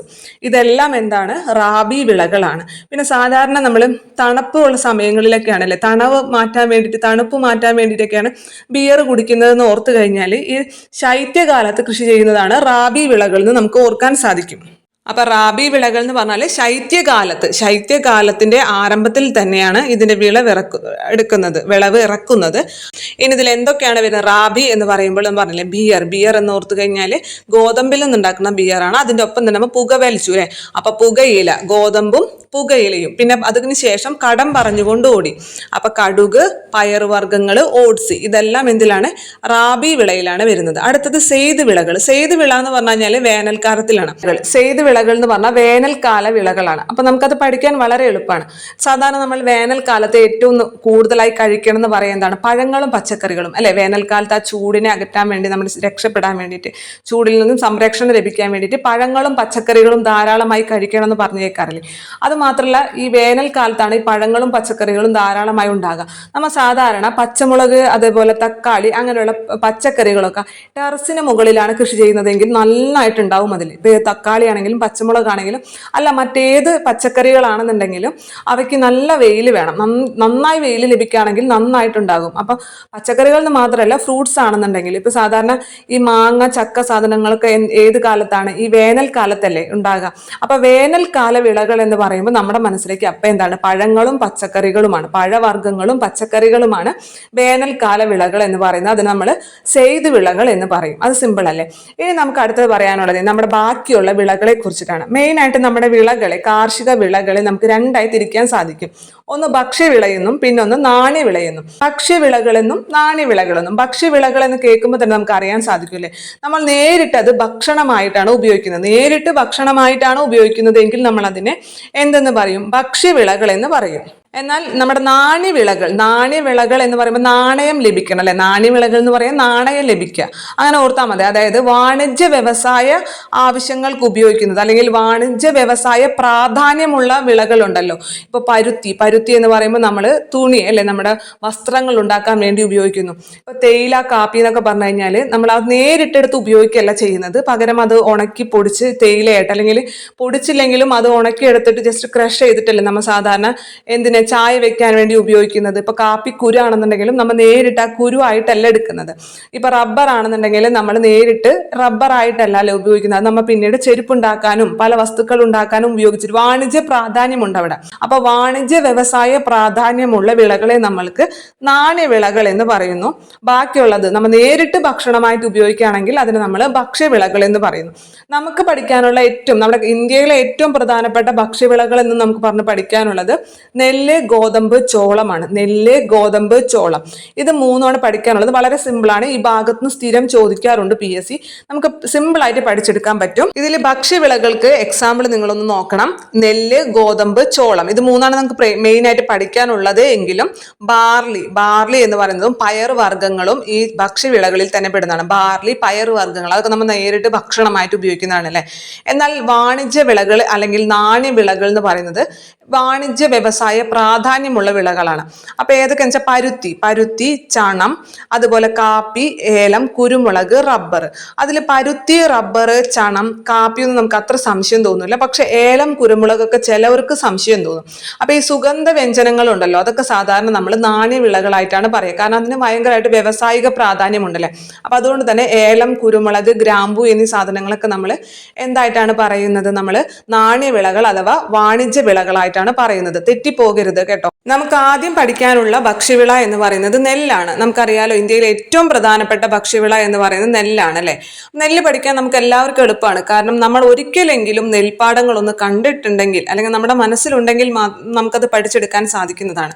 നമ്മൾ സാധാരണ നെൽകൃഷിയൊക്കെ ഇറക്കുന്ന സമയത്ത് അത് അടുത്തുള്ളവർക്ക് അറിയാൻ സാധിക്കും.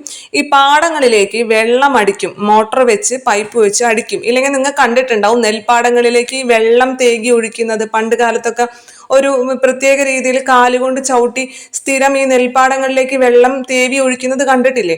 എന്തുകൊണ്ടാണ്? അതിന് നന്നായിട്ട് വെള്ളം ആവശ്യമുണ്ട്. അതേപോലെ തന്നെ നെല്ലിന് നല്ല വെയിലും വേണം. ഇപ്പൊ നമ്മൾ സാധാരണ ഒരു നെൽപ്പാടങ്ങളിലൊക്കെ പോയി നിൽക്കുകയാണെങ്കിൽ വൈകുന്നേരങ്ങളിൽ പോകുകയാണെങ്കിൽ നല്ല രസമായിരിക്കും, നല്ല കാറ്റൊക്കെ ആയിരിക്കും. പക്ഷെ ഉച്ച നേരത്തെങ്ങാനും നിങ്ങൾ നെൽപ്പാടത്തിന്റെ അടുത്ത് ചെന്നിട്ടുണ്ടെങ്കിൽ നിങ്ങളുടെ തല പൊട്ടിപ്പോണ വെയിലായിരിക്കും ഇല്ലേ. നെൽകൃഷിക്ക് അപ്പൊ തന്നെ നമുക്ക് അവിടെ കിട്ടണം. നെൽകൃഷിക്ക് എന്താവശ്യമാണ്? നല്ല താപനിലയും അതേപോലെ തന്നെ നല്ല മഴയും, അതായത് ജലലഭ്യതയും നല്ലവണ്ണം തന്നെ വേണം. അല്ലെങ്കിൽ തന്നെ നമുക്കറിയാം, നമ്മൾ ഇപ്പൊ തന്നെ പഠിച്ചു കഴിഞ്ഞതാണ് നെല്ല് എന്ന് പറയുന്നത് ഖാരിഫ് വിളയാണെന്ന് ഇല്ലേ. പഠിച്ചില്ലേ? നെല്ല് എന്ന് പറഞ്ഞ ഒരു ഖാരിഫ് വിളയാണ്. അപ്പൊ ഖാരിഫ് വിളകൾ എപ്പോഴാണ് നമ്മൾ വിളവിറക്കുക? മൺസൂൺ കാലത്താണ് അല്ലെ വിളവിറക്കുന്നത്. അപ്പൊ മൺസൂൺ കാലം എന്ന് പറഞ്ഞാൽ തന്നെ മഴക്കാലമാണ്. അപ്പൊ അതുകൊണ്ട് തന്നെ നെൽകൃഷിക്ക് നല്ലവണ്ണം താപനിലയും വേണം, അതേപോലെ തന്നെ എന്തും വേണം? ജലലഭ്യതയും വേണം. അപ്പൊ അതിൽ നിന്ന് നമുക്ക് ഇതിന്റെ താപനിലയും ജലലഭ്യതയുടെ അളവും പഠിക്കാൻ പറ്റും. താപനില എന്ന് പറയുന്നത് 24 ഡിഗ്രി സെൽഷ്യസിന് മുകളിൽ വേണം.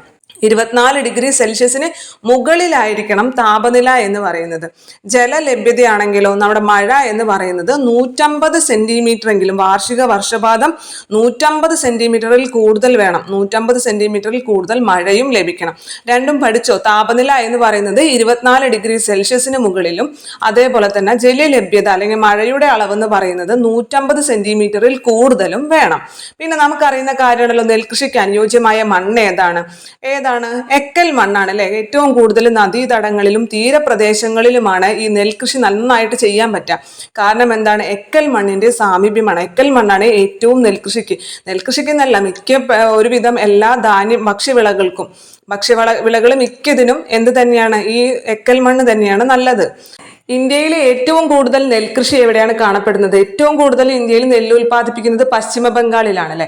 അപ്പൊ നമുക്ക് പശ്ചിമ ബംഗാൾ എന്ന് പറയുമ്പോൾ തന്നെ അറിയാലോ, 2 നദികൾ, ഗംഗാ നദിയും ബ്രഹ്മപുത്ര നദിയും ഒഴുകി വന്ന് ചേരുന്നതാണ് അല്ലെ. നമ്മുടെ പശ്ചിമ ബംഗാളിൽ കൂടിയാണ് രണ്ടും ഒഴുകി പോകുന്നുണ്ട്. അതേപോലെ തന്നെ നമുക്ക് അറിയാലോ, പശ്ചിമ ബംഗാളിൽ ഒരു വലിയ ഡെൽറ്റ തന്നെ രൂപപ്പെട്ടിട്ടുണ്ട്. പിന്നെ നദീതടവും, 2 നദികളുടെ തടവും ഉണ്ട്, അതേപോലെ തന്നെ സമുദ്ര തീരവും ഉണ്ട്. അപ്പൊ എന്തായിരിക്കും? പശ്ചിമ ബംഗാളിലായിരിക്കും ഏറ്റവും അനുയോജ്യമായിട്ടുള്ള സ്ഥലം. അപ്പൊ നെൽകൃഷി ഏറ്റവും കൂടുതൽ കാണപ്പെടുന്നത് നദീതടങ്ങളിലും അതേപോലെ തന്നെ തീരപ്രദേശങ്ങളിലുമാണ്. അതിന് കാരണം എന്താണ്? എക്കൽ മണ്ണിന്റെ സാമീപ്യം തന്നെയാണ്. അപ്പൊ ഈ 3 കാര്യങ്ങളാണ് നെൽകൃഷിയിൽ നമുക്ക് മെയിൻ ആയിട്ട് പഠിക്കാനുള്ളത്. എന്തൊക്കെയാണ്? ഉയർന്ന താപനില വേണം, ധാരാളം മഴയും വേണം. ഉയർന്ന താപനില എന്ന് പറയുമ്പോൾ 24 ഡിഗ്രി സെൽഷ്യസിന് മുകളിൽ വേണം. ജലലഭ്യത എന്ന് പറയുമ്പോൾ 150 സെന്റിമീറ്ററിൽ കൂടുതൽ മഴ വേണം. ഏറ്റവും അനുയോജ്യമായിട്ടുള്ള മണ്ണ് എക്കൽ മണ്ണാണ്. പിന്നെ നെൽകൃഷി ഏറ്റവും കൂടുതൽ കൃഷി ചെയ്യുന്നത് എവിടെയാണ്? തീരപ്രദേശങ്ങളിലും നദീതടങ്ങളിലുമാണ്. ഇത്രയും കാര്യങ്ങളാണ് നമുക്ക് നെല്ലിനെ കുറിച്ച് പഠിക്കാനുള്ളൂ. സെറ്റ് അല്ലേ? അടുത്തത് ഗോതമ്പ് എന്ന് പറയുമ്പോൾ തന്നെ അല്ലെ, നമ്മൾ എന്താണ് ബിയർ കുടിക്കാൻ അല്ലെ, ബിയർ എന്ന് പറയുന്നത് ഗോതമ്പിൽ നിന്നല്ലേ ഉണ്ടാക്കുന്നത്, അങ്ങനെ നമ്മൾ പറഞ്ഞു. അപ്പൊ അത് റാബി വിളയാണ് അല്ലെ. ഗോതമ്പ് എന്ന് പറഞ്ഞാൽ റാബി വിളയാണ്. അപ്പൊ അതിൽ നിന്ന് നമുക്ക് കിട്ടണം എന്താണ്? അതിന് റാബി വിള എന്ന് പറഞ്ഞു കഴിഞ്ഞാല് നമ്മ തണുപ്പ് കാലത്ത് നിന്ന് ശൈത്യകാലത്ത് ആരംഭിക്കുന്ന ഒരു കൃഷി വിളയാണ്. അപ്പൊ അതുകൊണ്ട് തന്നെ അതിനധികം എന്ത് വേണ്ട? താപനില വേണ്ട. അതേപോലെ തന്നെ നമ്മുടെ നെല്ലിന്റെ അത്രയ്ക്കും മഴയും വേണ്ടി വരില്ല. കാരണം നമുക്കറിയാം, നമ്മുടെ ഇവിടുത്തെ ശൈത്യകാലം എന്ന് പറയുന്നത് ഡിസംബർ ജനുവരി മാസത്തിൽ അത്ര വലിയ മഴ ലഭിക്കുമോ? ഇല്ലല്ലോ. അപ്പൊ അത്ര വലിയ മഴ ലഭിക്കില്ല. അപ്പൊ അതുകൊണ്ട് തന്നെ അധികം മഴയും വേണ്ട, അധികം താപനിലയും വേണ്ട. അപ്പൊ നമുക്ക് അത് രണ്ടും അവിടെ തന്നെ കിട്ടണം. അപ്പൊ നമ്മൾ ഗോതമ്പിനെ കുറിച്ച് പറയുമ്പോൾ നമുക്കറിയാം ഭക്ഷ്യവിളയാണെന്ന് അറിയാം. ഗോതമ്പ് ഒരു പ്രധാനപ്പെട്ട ഒരു ഭക്ഷ്യവിളയാണ്. ഇന്ത്യയിൽ ഉൽപാദനത്തിൽ 2ാം സ്ഥാനമാണ്. ഇന്ത്യയിൽ ഗോതമ്പിന്റെ ഉൽപാദനത്തിൽ 2ാം സ്ഥാനമാണ്. 2ാം സ്ഥാനത്തുള്ള ഭക്ഷ്യവിളയാണ് ഗോതമ്പ്. ഒന്നാമത് നെല്ലാണ്, രണ്ടാമതാണ് ഗോതമ്പ് എന്ന് പറയുന്നത്, ഒരു റാബി വിളയാണ്. പിന്നെ അതേപോലെ തന്നെ എക്കൽ മണ്ണ് തന്നെയാണ് ഗോതമ്പിനും ഏറ്റവും അനുയോജ്യമായിട്ടുള്ള മണ്ണ്. നമ്മുടെ നെൽകൃഷിക്ക് എക്കൽ മണ്ണാണ് അനുയോജ്യം എന്ന് പറഞ്ഞ പോലെ തന്നെ ഗോതമ്പിനും എക്കൽ മണ്ണ്. പ്രത്യേകിച്ച് എടുത്ത് പറയുമ്പോൾ നീർവാർച്ചയുള്ള എക്കൽ മണ്ണ് എന്ന് പറയാം. നീർവാർച്ചയുള്ള എക്കൽ മണ്ണാണ് ഗോതമ്പ് കൃഷിക്ക് അനുയോജ്യമായിട്ടുള്ളത്. ഇനി നമ്മ പറഞ്ഞല്ലോ താപനില അധികം വേണ്ട അല്ലെ. നമ്മുടെ നെല്ലിനാണെങ്കിൽ 24°C മുകളിൽ വേണം, 24°C മുകളിൽ വേണം നെല്ലിന്. പക്ഷെ നമ്മുടെ ഗോതമ്പിനാണെങ്കിൽ 10°C മുതൽ 26°C വരെ മതി. അതിൽ കൂടാൻ പോണ്ട. ഏറ്റവും അനുയോജ്യം എന്ന് പറയുന്നത് 10°C-നും 26°C-നും ഇടയിലുള്ള താപനിലയാണ്. മഴ എന്ന് പറഞ്ഞു കഴിഞ്ഞാലും നമുക്ക് അധികം മഴ വേണ്ട അല്ലെ. നമ്മൾ സാധാരണ ശൈത്യകാലത്ത് അധികം മഴ ലഭിക്കില്ലല്ലോ. അതുകൊണ്ട് തന്നെ നെല്ലിന് 150 സെന്റിമീറ്റർ മഴ വേണമെങ്കിൽ നേർ പകുതി മതി ഗോതമ്പിന്. 75 സെന്റിമീറ്റർ മഴ മതി. ഗോതമ്പ് പഠിച്ചോ? എന്തൊക്കെയാണ് പറഞ്ഞത്? ഭക്ഷ്യവിളയാണ്, റാബി വിളയാണ്. ഏറ്റവും പ്രധാനപ്പെട്ട ഭക്ഷ്യവിള നെല്ലാണെങ്കിൽ 2ാം സ്ഥാനമാണ് ഗോതമ്പിനുള്ളത്. പിന്നെ പറഞ്ഞത് നമ്മൾ എന്താണ്, എക്കൽ മണ്ണ് തന്നെയാണ് ഗോതമ്പ് കൃഷിക്കും അനുയോജ്യം. പ്രത്യേകിച്ച് എടുത്ത് പറയുകയാണെങ്കിൽ നീർവാർച്ചയുള്ള എക്കൽ മണ്ണാണ് ഗോതമ്പ് കൃഷിക്ക് അനുയോജ്യം.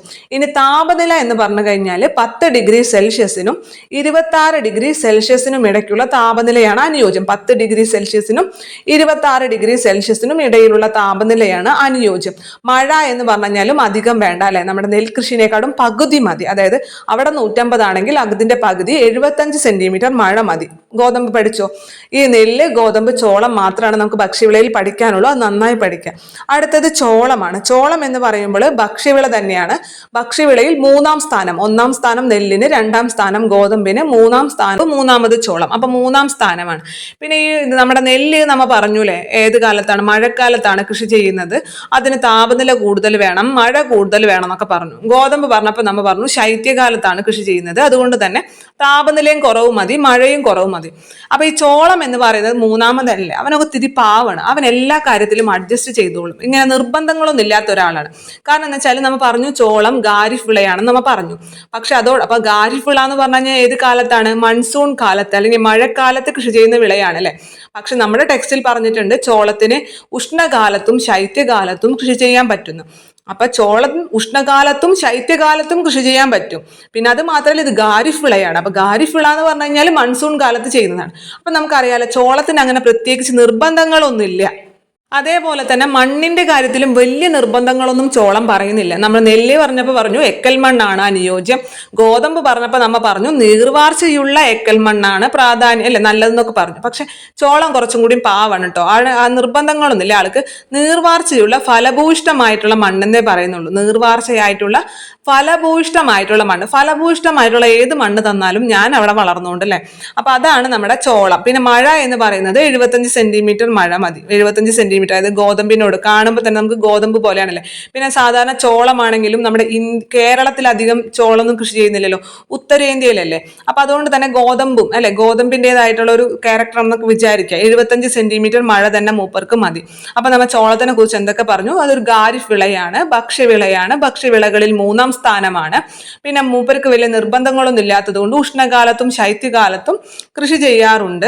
പിന്നെ മണ്ണിന്റെ കാര്യത്തിലാണെങ്കിലും വലിയ നിർബന്ധമൊന്നുമില്ല. നീർവാർച്ചയുള്ള ഫലഭൂയിഷ്ടുള്ള മണ്ണാണ് അനുയോജ്യം എന്നേ പറയുന്നുള്ളൂ. മഴയാണെങ്കിൽ വാർഷിക വർഷപാതം എന്ന് പറയുന്നത് 75 സെന്റിമീറ്റർ മതി. വാർഷിക വർഷപാതം ശരാശരി 75 സെന്റിമീറ്റർ മതി. പിന്നെ ചോളം മെയിനായിട്ട് കണ്ടുവരുന്ന സ്ഥലങ്ങൾ കൊടുത്തിട്ടുണ്ട്. ഉത്തർപ്രദേശ്, മധ്യപ്രദേശ്, കർണാടകം, രാജസ്ഥാൻ. ഉത്തർപ്രദേശ്, മധ്യപ്രദേശ്, കർണാടകം, രാജസ്ഥാൻ. അടുത്തത് നാണ്യവിളകളെ കുറിച്ചാണ് പറയുന്നത്.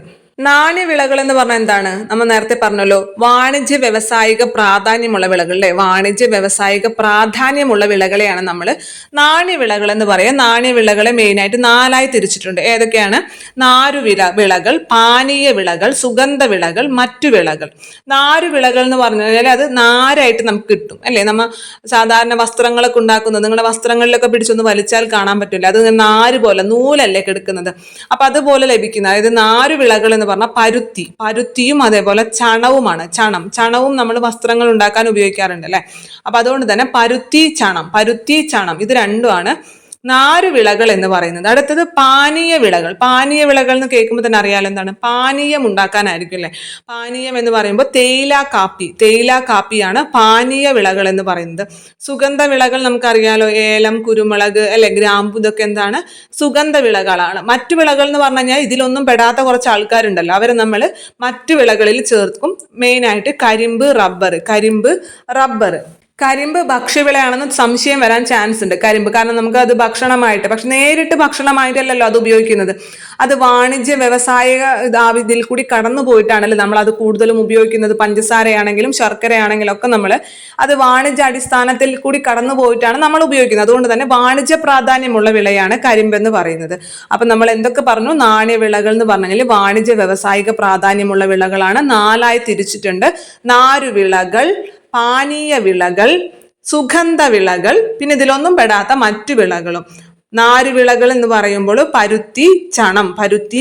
പാനീയ വിളകൾ എന്ന് പറയുമ്പോൾ തേയില, കാപ്പി. സുഗന്ധ വിളകൾ എന്ന് പറയുമ്പോൾ ഏലം, കുരുമുളക്. ഇതിലൊന്നും പെടാത്ത കരിമ്പും റബ്ബറൊക്കെ ഏതിൽ പെടുത്തും, നമ്മൾ മറ്റു വിളകളിൽ പെടുത്തും. ഇനി നമ്മുടെ ഈ പരുത്തിനെ കുറിച്ചിട്ടും പരുത്തി വ്യവസായത്തെ കുറിച്ചിട്ടും, നമ്മുടെ ഇവിടെ ഏറ്റവും കൂടുതൽ പരുത്തി കൃഷി ചെയ്യുന്നത് എവിടെയാണ്? നമ്മുടെ കേരളത്തിലാണെങ്കിൽ പരുത്തി ഏറ്റവും കൂടുതൽ, പരുത്തിയാണെന്നുണ്ടെങ്കിലും കരിമ്പാണെങ്കിലും ഏറ്റവും കൂടുതൽ കൃഷി ചെയ്യുന്നത് പാലക്കാട് ജില്ലയിലാണ് അല്ലെ.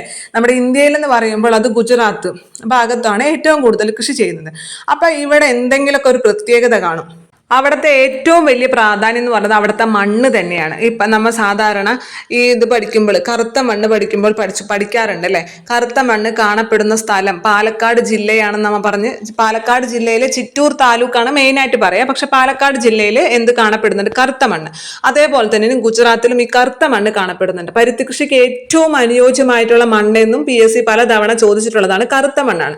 അപ്പൊ അതുകൊണ്ട് തന്നെ ഈ കറുത്ത മണ്ണ് കൂടുതലായി കാണപ്പെടുന്നത് കൊണ്ടാണ് പാലക്കാട് അതേപോലെ തന്നെ ഗുജറാത്ത് മേഖലകളിലെല്ലാം ഈ പരുത്തി കൂടുതലായിട്ട് കൃഷി ചെയ്യുന്നത്.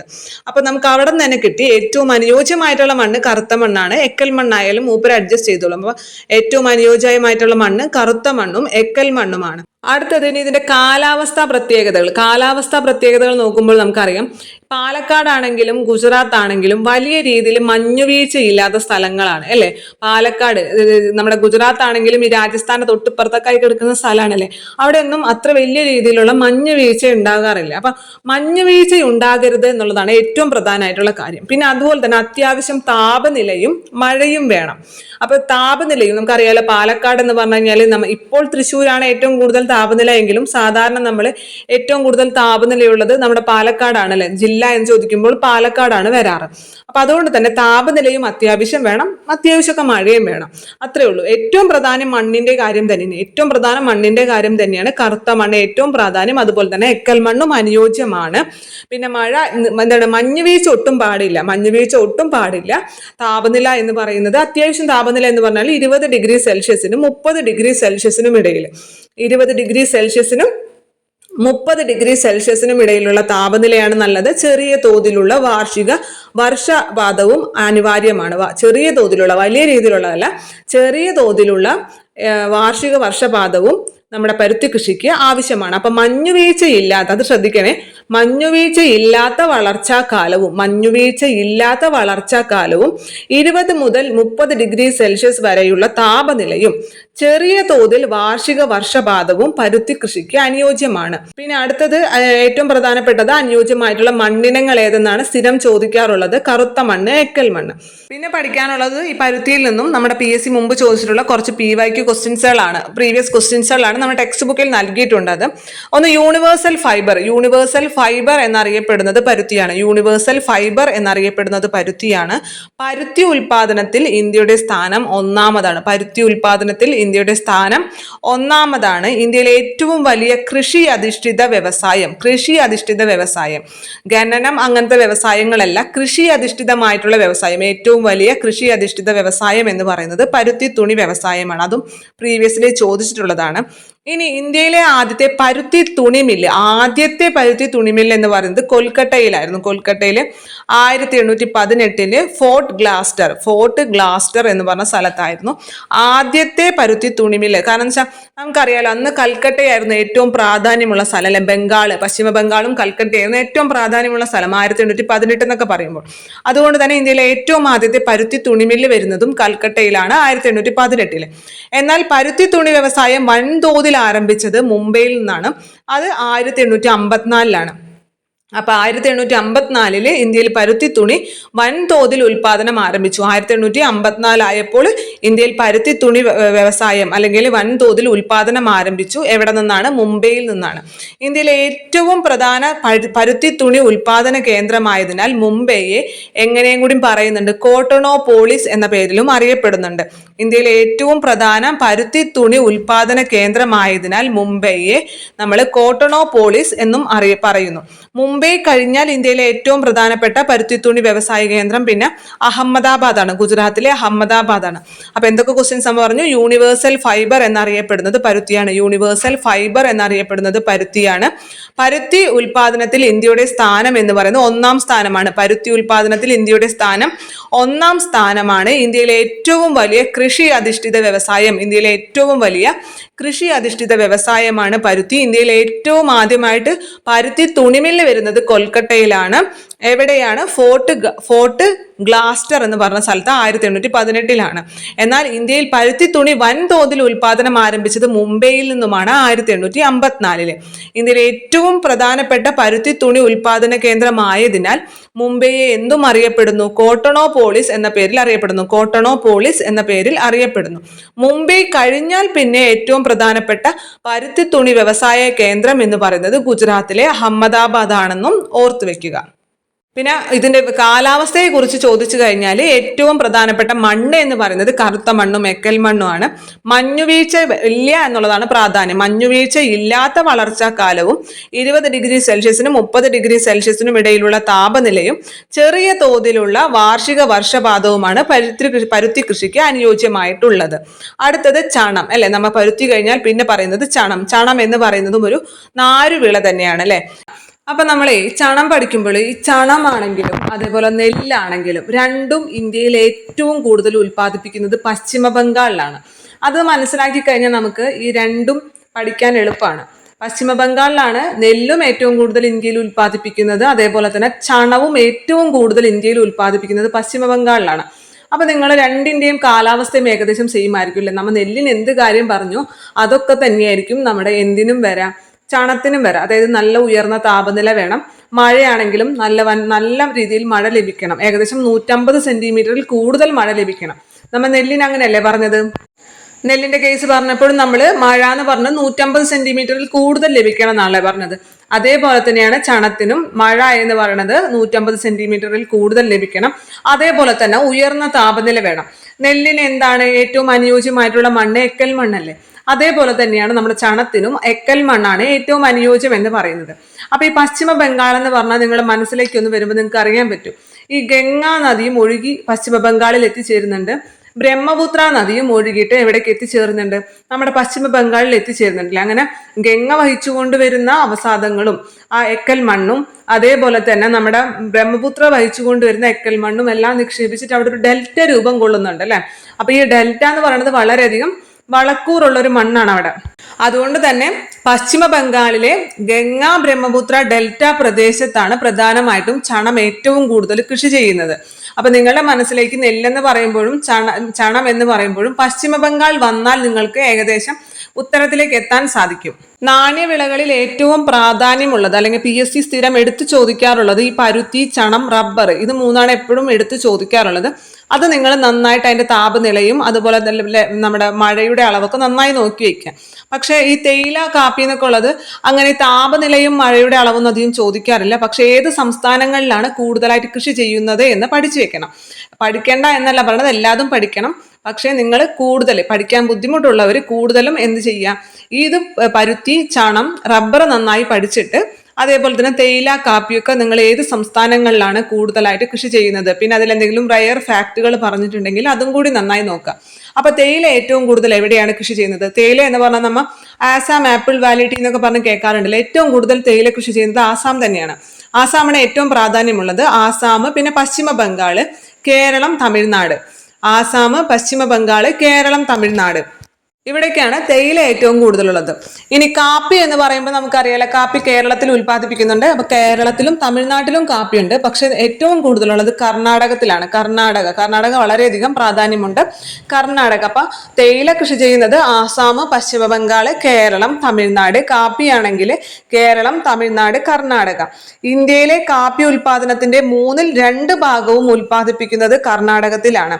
അതേപോലെ തന്നെ ഈ കാപ്പിയില അറബിക്ക എന്ന് പറഞ്ഞിട്ടുള്ള ഒരു മുന്തിയ ഇനം കാപ്പിയുണ്ട്, അറബിക്ക. അതും കൂടി ശ്രദ്ധിക്കണേ. അന്താരാഷ്ട്ര വിപണിയിൽ ഏറ്റവും ആവശ്യക്കാരുള്ള അറബിക്ക എന്ന മുന്തിയ ഇനം കാപ്പിക്കുരുക്കളാണ് ഇന്ത്യയിൽ മുഖ്യമായിട്ടും ഉൽപ്പാദിപ്പിക്കുന്നത്.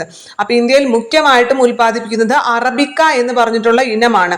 അപ്പൊ ചിലപ്പോൾ ചോദിക്കാം അറബിക്ക ഏതിന്റെ ഇനമാണെന്ന് ചോദിക്കാം, അത് കാപ്പിയാണ്. അല്ലാന്നുണ്ടെങ്കിൽ ഇങ്ങനെയും ചോദിക്കാം, അന്താരാഷ്ട്ര വിപണിയിൽ ഏറെ ആവശ്യക്കാരുള്ള ഏത് ഇനം കാപ്പിയാണ് ഇന്ത്യയിൽ ഉൽപ്പാദിപ്പിക്കുന്നത് എന്നും ചോദിക്കാം. അപ്പൊ അറബിക്ക എന്നുള്ള പേര് ശ്രദ്ധിച്ചു വെക്കുക, അത് കാപ്പിയാണെന്നും ഓർത്തു വെക്കണം. പിന്നെ അതേപോലെ തന്നെ നമ്മുടെ കരിമ്പ് വ്യവസായത്തിന്റെ കേസ് പറയുമ്പോൾ നമുക്കറിയാലോ, കരിമ്പ് ഏറ്റവും കൂടുതൽ ഉൽപ്പാദിപ്പിക്കുന്നത് എവിടെയാണ്? ഉത്തർപ്രദേശ് സംസ്ഥാനത്തിലാണ് ഏറ്റവും കൂടുതൽ കരിമ്പ് ഉൽപ്പാദിപ്പിക്കുന്നത്. ഉത്തർപ്രദേശിലാണ്. ഗോതമ്പ്, കരിമ്പ്, അതുപോലെ ഉരുളൻകിഴങ്ങൊക്കെ ഏറ്റവും കൂടുതൽ ഉൽപ്പാദിപ്പിക്കുന്നത് ഉത്തർപ്രദേശിലാണ്. ഈ കരിമ്പ് കൃഷിക്ക് ഏറ്റവും അനുയോജ്യമായിട്ടുള്ള മണ്ണും സ്ഥിരം ചോദിക്കാറുണ്ട്. ഞാൻ പറഞ്ഞില്ലേ, കരിമ്പും അതുപോലെ പരുത്തി, ഇതിനൊക്കെ ഏറ്റവും അനുയോജ്യമായിട്ടുള്ള മണ്ണ് എന്ന് പറയുന്നത് കറുത്ത മണ്ണാണ്. കറുത്ത മണ്ണ് അല്ലെങ്കിൽ എക്കൽ മണ്ണ്. എക്കൽ മണ്ണിലും നന്നായി ഉണ്ടാകും. അതുകൊണ്ടാണ് ഉത്തർപ്രദേശിലെ കൂടുതൽ. ഉത്തർപ്രദേശിൽ കറുത്ത മണ്ണ് അധികമില്ല. കറുത്ത മണ്ണ് ഏറ്റവും കൂടുതൽ കാണപ്പെടുന്നത് എവിടെയാണ്? ഗുജറാത്ത്, ആ ഭാഗത്തൊക്കെയാണ്. അപ്പൊ കറുത്ത മണ്ണും എക്കൽ മണ്ണുമാണ് കരിമ്പ് കൃഷിക്ക് ഏറ്റവും അനുയോജ്യമായിട്ടുള്ളത്. കരിമ്പ് കൃഷിക്ക് ഏറ്റവും അനുയോജ്യം കറുത്ത മണ്ണും എക്കൽ മണ്ണാണെന്ന് ഓർത്തു വെക്കുക. പിന്നെ ഒരു ചോദ്യം കൂടി ഉണ്ട്, അതായത് കരിമ്പ് വിളവെടുത്ത് കഴിഞ്ഞാൽ ഉടൻ തന്നെ ഫാക്ടറികളിൽ എത്തിച്ച് നീരെടുക്കണം എന്ന് പറയും. കരിമ്പ് വിളവെടുത്ത് കഴിഞ്ഞാൽ ഉടൻ തന്നെ ഫാക്ടറികളിൽ എത്തിച്ച് അതിന്റെ നീരെടുക്കണം എന്ന് പറയാൻ കാരണം എന്താന്ന് ചോദിക്കും. അതായത് കരിമ്പിന്റെ സൂക്രോസിന്റെ അളവ് കുറഞ്ഞു പോകാതിരിക്കാനാണ്. ഇത് കരിമ്പ് വിളവെടുത്തിട്ട് നേരം വൈകിക്കഴിഞ്ഞാൽ അതിന്റെ സൂക്രോസിന്റെ അളവ് കുറയും. അങ്ങനെ കുറയാതിരിക്കാൻ, കരിമ്പിലെ സൂക്രോസിന്റെ അളവ് കുറയാതിരിക്കാൻ വേണ്ടിയാണ് അത് കരിമ്പ് വിളവെടുത്തു കഴിഞ്ഞാൽ ഉടൻ തന്നെ ഫാക്ടറികളിൽ എത്തിച്ച് അതിന്റെ നീരെടുക്കണം എന്ന് പറയുന്നത്. പിന്നെ റബ്ബറിനെ കുറിച്ച് പറയുകയാണെങ്കിൽ റബ്ബർ എവിടെ നിന്നാണ്, റബ്ബറിന്റെ ജന്മദേശം എവിടെയാണെന്ന് സ്ഥിരം ചോദിക്കാറുണ്ട്. ബ്രസീലാണ് അല്ലെ. ബ്രസീലിൽ നിന്നാണ് നമ്മുടെ റബ്ബർ ഇങ്ങോട്ട് കൊണ്ടുവന്നത്. കാരണം ബ്രസീലിലെയും നമ്മുടെ കേരളത്തിലേക്ക് കാലാവസ്ഥ ഏകദേശം കുറെയൊക്കെ സിമിലർ ആയതുകൊണ്ടാണ് നമുക്ക് ഇവിടെ റബ്ബർ കൃഷിക്ക് ഏറ്റവും അനുയോജ്യമായിട്ടുള്ളത്. അതേപോലെ തന്നെ റബ്ബർ കൃഷിക്ക് അനുയോജ്യമായിട്ടുള്ള മണ്ണ് ചോദിക്കും. നമ്മുടെ കേരളത്തിൽ ഏറ്റവും കൂടുതലുള്ള മണ്ണ് ഏതാണ്? ലാറ്ററൈറ്റ് മണ്ണാണ് അല്ലെ. അതുകൊണ്ട് തന്നെ ലാറ്ററൈറ്റ് മണ്ണാണ് റബ്ബർ കൃഷിക്ക് ഏറ്റവും അനുയോജ്യമായിട്ടുള്ള മണ്ണ്. ഇന്ത്യയിൽ തന്നെ റബ്ബർ ഏറ്റവും കൂടുതൽ കൃഷി ചെയ്യുന്നത് കേരളത്തിലാണ്. ഇനി നമ്മ പറഞ്ഞു ഇത് ബ്രസീലിൽ നിന്ന് കൊണ്ടുവന്നതാണെന്നല്ലേ. ഈ റബ്ബറിന്റെ കുരുക്കൾ ആദ്യമായിട്ട് ബ്രസീലിൽ നിന്നും ഇന്ത്യയിലേക്ക് കൊണ്ടുവന്നത് സർ വില്യം ഹെൻറിയാണ് ആദ്യമായിട്ട് ഇതിന്റെ കുരുക്കൾ ഇങ്ങോട്ട് കൊണ്ടുവന്നത്. പക്ഷെ നമ്മൾ മുമ്പ് ഒരു പേര് പഠിച്ചിട്ടുണ്ട്, നിങ്ങൾക്ക് ഓർമ്മയുണ്ടോ? John Joseph Murphy. ഈ മഫ്ലർ ഇട്ടിട്ടാണ് നമ്മൾ നല്ല തണുപ്പുള്ള സമയത്തൊക്കെ രാവിലെ റബ്ബർ വെട്ടാനൊക്കെ നേരത്തെ പോകുമല്ലോ, അപ്പൊ തണവുണ്ടാവുമല്ലോ. അതുകൊണ്ട് നമ്മൾ മഫ്ലർ ഇട്ടിട്ടാണ് പോകുന്നത് എന്നൊക്കെ പറഞ്ഞ് കോഡ് വെച്ചിട്ട് മർഫി എന്നുള്ള പേര് പഠിച്ചിട്ടുണ്ടായിരുന്നു. അപ്പൊ അതാരാണല്ലേ? അതെന്താണെന്നറിയോ? അത് ഇന്ത്യയുടെ റബ്ബർ കൃഷിയുടെ പിതാവാണ്. റബ്ബർ കൃഷി. കാരണം ആദ്യമായിട്ട് അദ്ദേഹം കേരളത്തിൽ വന്നിട്ടാണ് റബ്ബർ കൃഷി ചെയ്യുന്നത്. ആദ്യമായിട്ട് കേരളത്തിൽ എവിടെയാണ്? ആലുവയിലാണ് അദ്ദേഹം പെരിയാറിന്റെ തീരത്ത് ആലുവയിലായിട്ടാണ് അദ്ദേഹം ആദ്യമായിട്ട് റബ്ബർ കൃഷി തുടങ്ങുന്നത്. പിന്നീട് അതിനുശേഷം അദ്ദേഹം കോട്ടയം ജില്ലയിൽ മുണ്ടക്കയത്തിനടുത്ത് വാണിജ്യ അടിസ്ഥാനത്തിൽ സുഹൃത്തുക്കളോടൊപ്പം ചേർന്ന് തുടങ്ങുകയായിരുന്നു അല്ലെ. അപ്പൊ റബ്ബർ കൃഷിയുടെ പിതാവാണ് ജോൺ ജോസഫ് മർഫി എന്ന് പറയുന്നത്. അദ്ദേഹമാണ് റബ്ബർ കൃഷി ചെയ്തത്. പക്ഷെ റബ്ബറിന്റെ കുരുക്കൾ ആദ്യമായിട്ട് ഇന്ത്യയിലേക്ക് കൊണ്ടുവന്നത് ജോൺ ജോസഫ് മർഫി അല്ല, അത് വില്യം ഹെൻറിയാണ്. സർ വില്യം ഹെൻറിയാണ്. അപ്പൊ പേരൊരിക്കലും മാറിപ്പോകരുത്. ഓപ്ഷനിൽ ചിലപ്പോൾ ഇങ്ങനത്തെ ക്വസ്റ്റ്യൻസ് ഒക്കെ വരുമ്പോൾ 2 ഓപ്ഷനും ഉണ്ടാകും. അതുകൊണ്ട് ശ്രദ്ധിക്കണം. വില്യം ഹെൻറിയാണ് കുരുക്കൾ ഇങ്ങോട്ട് കൊണ്ടുവന്നത്. ജോൺ ജോസഫ് മർഫിയാണ് റബ്ബർ കൃഷിയുടെ പിതാവ് എന്ന് പറയുന്നത്. അപ്പൊ ഇത്രയും കാര്യങ്ങളാണ് നമുക്ക് ഇന്ത്യയുടെ കൃഷിയിൽ നിന്നും പഠിക്കാനുള്ളത്. അടുത്ത ടേബിളിലേക്ക് പോകാം. അടുത്ത ടേബിൾ നമ്മൾ ഡിസ്കസ് ചെയ്യാൻ പോകുന്നത് ഇന്ത്യയിലെ റോഡുകളെ കുറിച്ചിട്ടാണ്. റോഡുകളും സ്ഥിരമായിട്ട് PSC ചോദിക്കാറുള്ള ഒരു ഭാഗമാണല്ലേ. ഗതാഗതം എന്ന് പറഞ്ഞിട്ട് തന്നെ നമ്മുടെ സിലബസിൽ നൽകിയിട്ടുണ്ട്. അപ്പൊ ഇതിൽ റോഡുകളെ നമ്മ ദേശീയ പാതകൾ, സംസ്ഥാന ഹൈവേകൾ, ജില്ലാ റോഡുകൾ, ഗ്രാമീണ റോഡുകൾ ഇങ്ങനെ 4ആയി തിരിച്ചിരിക്കുന്നു എന്ന് നമുക്ക് എല്ലാവർക്കും അറിയാം. ദേശീയപാതകൾ, സംസ്ഥാന ഹൈവേകൾ, ജില്ലാ റോഡുകൾ, ഗ്രാമീണ റോഡുകൾ എന്ന് തിരിച്ചിരിക്കുന്നു. എന്തിന്റെ അടിസ്ഥാനത്തിലാണ് ഇങ്ങനെ 4ആയി തിരിച്ചിരിക്കുന്നത്? അത് നിർമ്മാണ നിർവഹണ ചുമതലകളുടെ അടിസ്ഥാനത്തിലാണ്. അതായത് ആ റോഡുകളെ നിർമ്മിക്കേണ്ടതും പിന്നെ അതിന്റെ അറ്റകുറ്റപ്പണികൾ നടത്തേണ്ടതും അല്ലെ, പിന്നീട് അതിന്റെ ബാക്കി എല്ലാ ചുമതലകളും ആർക്കാണോ അതിനെ അടിസ്ഥാനപ്പെടുത്തിയാണ് ഇങ്ങനെ ദേശീയപാതകൾ, സംസ്ഥാന ഹൈവേകൾ, ജില്ലാ റോഡുകൾ, ഗ്രാമീണ റോഡുകൾ എന്ന് തിരിച്ചിരിക്കുന്നത്. അപ്പോൾ ദേശീയ പാതകൾ എന്ന് പറയുമ്പോൾ അതിന്റെ നിർമ്മാണ നിർവഹണ ചുമതലകൾ, നിർമ്മിക്കുകയും പിന്നീട് അങ്ങോട്ടുള്ള ബാക്കി ആ റോഡിന്റെ ബാക്കി എല്ലാ കാര്യങ്ങളും അല്ലെ, നിർവഹണ ചുമതലകളും ആർക്കായിരിക്കും? കേന്ദ്ര സർക്കാരിനായിരിക്കും അല്ലെ. കേന്ദ്ര സർക്കാരിനാണ് ദേശീയ പാതകളുടെ നിർവഹണവും നിർമ്മാണവുമായി ബന്ധപ്പെട്ടിട്ടുള്ള എല്ലാ ചുമതലകളും വരുന്നത്. അപ്പൊ ഇതാരാണ്? കേന്ദ്ര സർക്കാരിന് വേണ്ടിയിട്ട് ഇതാരാണ് ചെയ്യുന്നത്? ഏത് സ്ഥാപനമാണ് ചെയ്യുന്നത് എന്ന് ചോദിച്ചു കഴിഞ്ഞാൽ national highway authority of India. കേന്ദ്ര സർക്കാരിന് ആണ് ചെയ്യുന്നത്. കേന്ദ്ര സർക്കാരിന് വേണ്ടി ഏതെങ്കിലും സ്ഥാപനമായിരിക്കുമല്ലോ ചെയ്യുന്നത്. അപ്പൊ ഏത് സ്ഥാപനമാണ് ഈ ചുമതല നിർവഹിക്കുന്നത് എന്ന് ചോദിച്ചു കഴിഞ്ഞാൽ അത് national highway authority of India. NH എന്ന് നമ്മൾ പറയാറുണ്ടല്ലോ. അപ്പൊ NH തന്നെ കിട്ടും നമുക്ക് national highway authority of India. ഈ national highway authority of India സ്ഥാപിതമായ വർഷം പഠിക്കണം. 1988 ആണ്. 1988 ഈ national highway authority of India സ്ഥാപിതമായത്. അടുത്തത് സംസ്ഥാന ഹൈവേകൾ. സംസ്ഥാന ഹൈവേകൾ എന്ന് പറയുമ്പോൾ അതിന്റെ നിർമ്മാണ നിർവഹണ ചുമതലകൾ ആർക്കായിരിക്കും? സംസ്ഥാന സർക്കാരിനായിരിക്കും അല്ലെ. സംസ്ഥാന സർക്കാരിനായിരിക്കും. സംസ്ഥാന സർക്കാരിന് വേണ്ടിയിട്ട് അത് പൊതുമരാമത്ത് വകുപ്പ് അല്ലെ. നമ്മൾ ഈ കേരളത്തിൽ പൊതുമരാമത്ത് വകുപ്പ് എന്ന് പറഞ്ഞ ഒരു വകുപ്പാണ് ഈ റോഡുകളുടെ നിർമ്മാണവും നിർവഹണ കാര്യങ്ങളെല്ലാം നിർവഹിക്കുന്നത്. അപ്പോൾ സംസ്ഥാന ഹൈവേകൾ എന്ന് പറയുമ്പോൾ അതിന്റെ ചുമതല എന്ന് പറയുന്നത് ആർക്കാണ്? സംസ്ഥാന സർക്കാരിനായിരിക്കും. ജില്ലാ റോഡുകൾ എന്ന് പറയുമ്പോൾ അതിന്റെ നിർമ്മാണവും നിർവഹണ ചുമതലകളും ജില്ലാ പഞ്ചായത്തുകൾക്കായിരിക്കും. ഏറ്റവും അവസാനത്തത് ഗ്രാമീണ റോഡുകൾ. ഗ്രാമീണ റോഡുകൾ എന്ന് പറയുമ്പോൾ ഗ്രാമങ്ങളെ തമ്മിൽ ബന്ധിപ്പിക്കുന്ന റോഡുകളാണ് അല്ലെ, ഗ്രാമീണ റോഡുകൾ. ഏറ്റവും കൂടുതൽ ഗ്രാമീണ റോഡുകളുള്ള സംസ്ഥാനം കേരളമാണ്. ഇന്ത്യയിൽ തന്നെ ഏറ്റവും കൂടുതൽ ഗ്രാമീണ റോഡുകളുള്ള സംസ്ഥാനം കേരളമാണ്. അപ്പോൾ ഗ്രാമങ്ങളെ തമ്മിൽ ബന്ധിപ്പിക്കുന്ന റോഡുകളെയാണ് നമ്മൾ ഗ്രാമീണ റോഡുകൾ എന്ന് പറയുന്നത്. ഈ ഗ്രാമീണ റോഡുകളുടെ നിർവഹണവും നിർമ്മാണ ചുമതലകളും ആർക്കാണ്? അത് തദ്ദേശ സ്വയംഭരണ സ്ഥാപനങ്ങൾക്കാണ്. ഗതാഗതവുമായി ബന്ധപ്പെട്ട് നമ്മൾ ആദ്യം പറഞ്ഞത് റോഡ് ഗതാഗതമാണ്. റോഡ് ഗതാഗതത്തിന്റെ നിർമ്മാണവും നിർവഹണ ചുമതലകളുടെയും അടിസ്ഥാനത്തിൽ റോഡുകളെ 4ആയി തിരിച്ചിട്ടുണ്ട്. ദേശീയ പാതകള്, സംസ്ഥാന ഹൈവേകൾ, ജില്ലാ റോഡുകൾ, ഗ്രാമീണ റോഡുകൾ അല്ലെ. ദേശീയ പാതകളാവുമ്പോൾ അതിന്റെ ചുമതല ആർക്കാണ്? കേന്ദ്ര സർക്കാരിനാണ്. കേന്ദ്ര സർക്കാരിന് വേണ്ടിയിട്ട് national highway authority of India നിർവഹിക്കുന്നു. 1988 രൂപീകരിച്ചത് എന്ന് നമ്മൾ പറഞ്ഞു.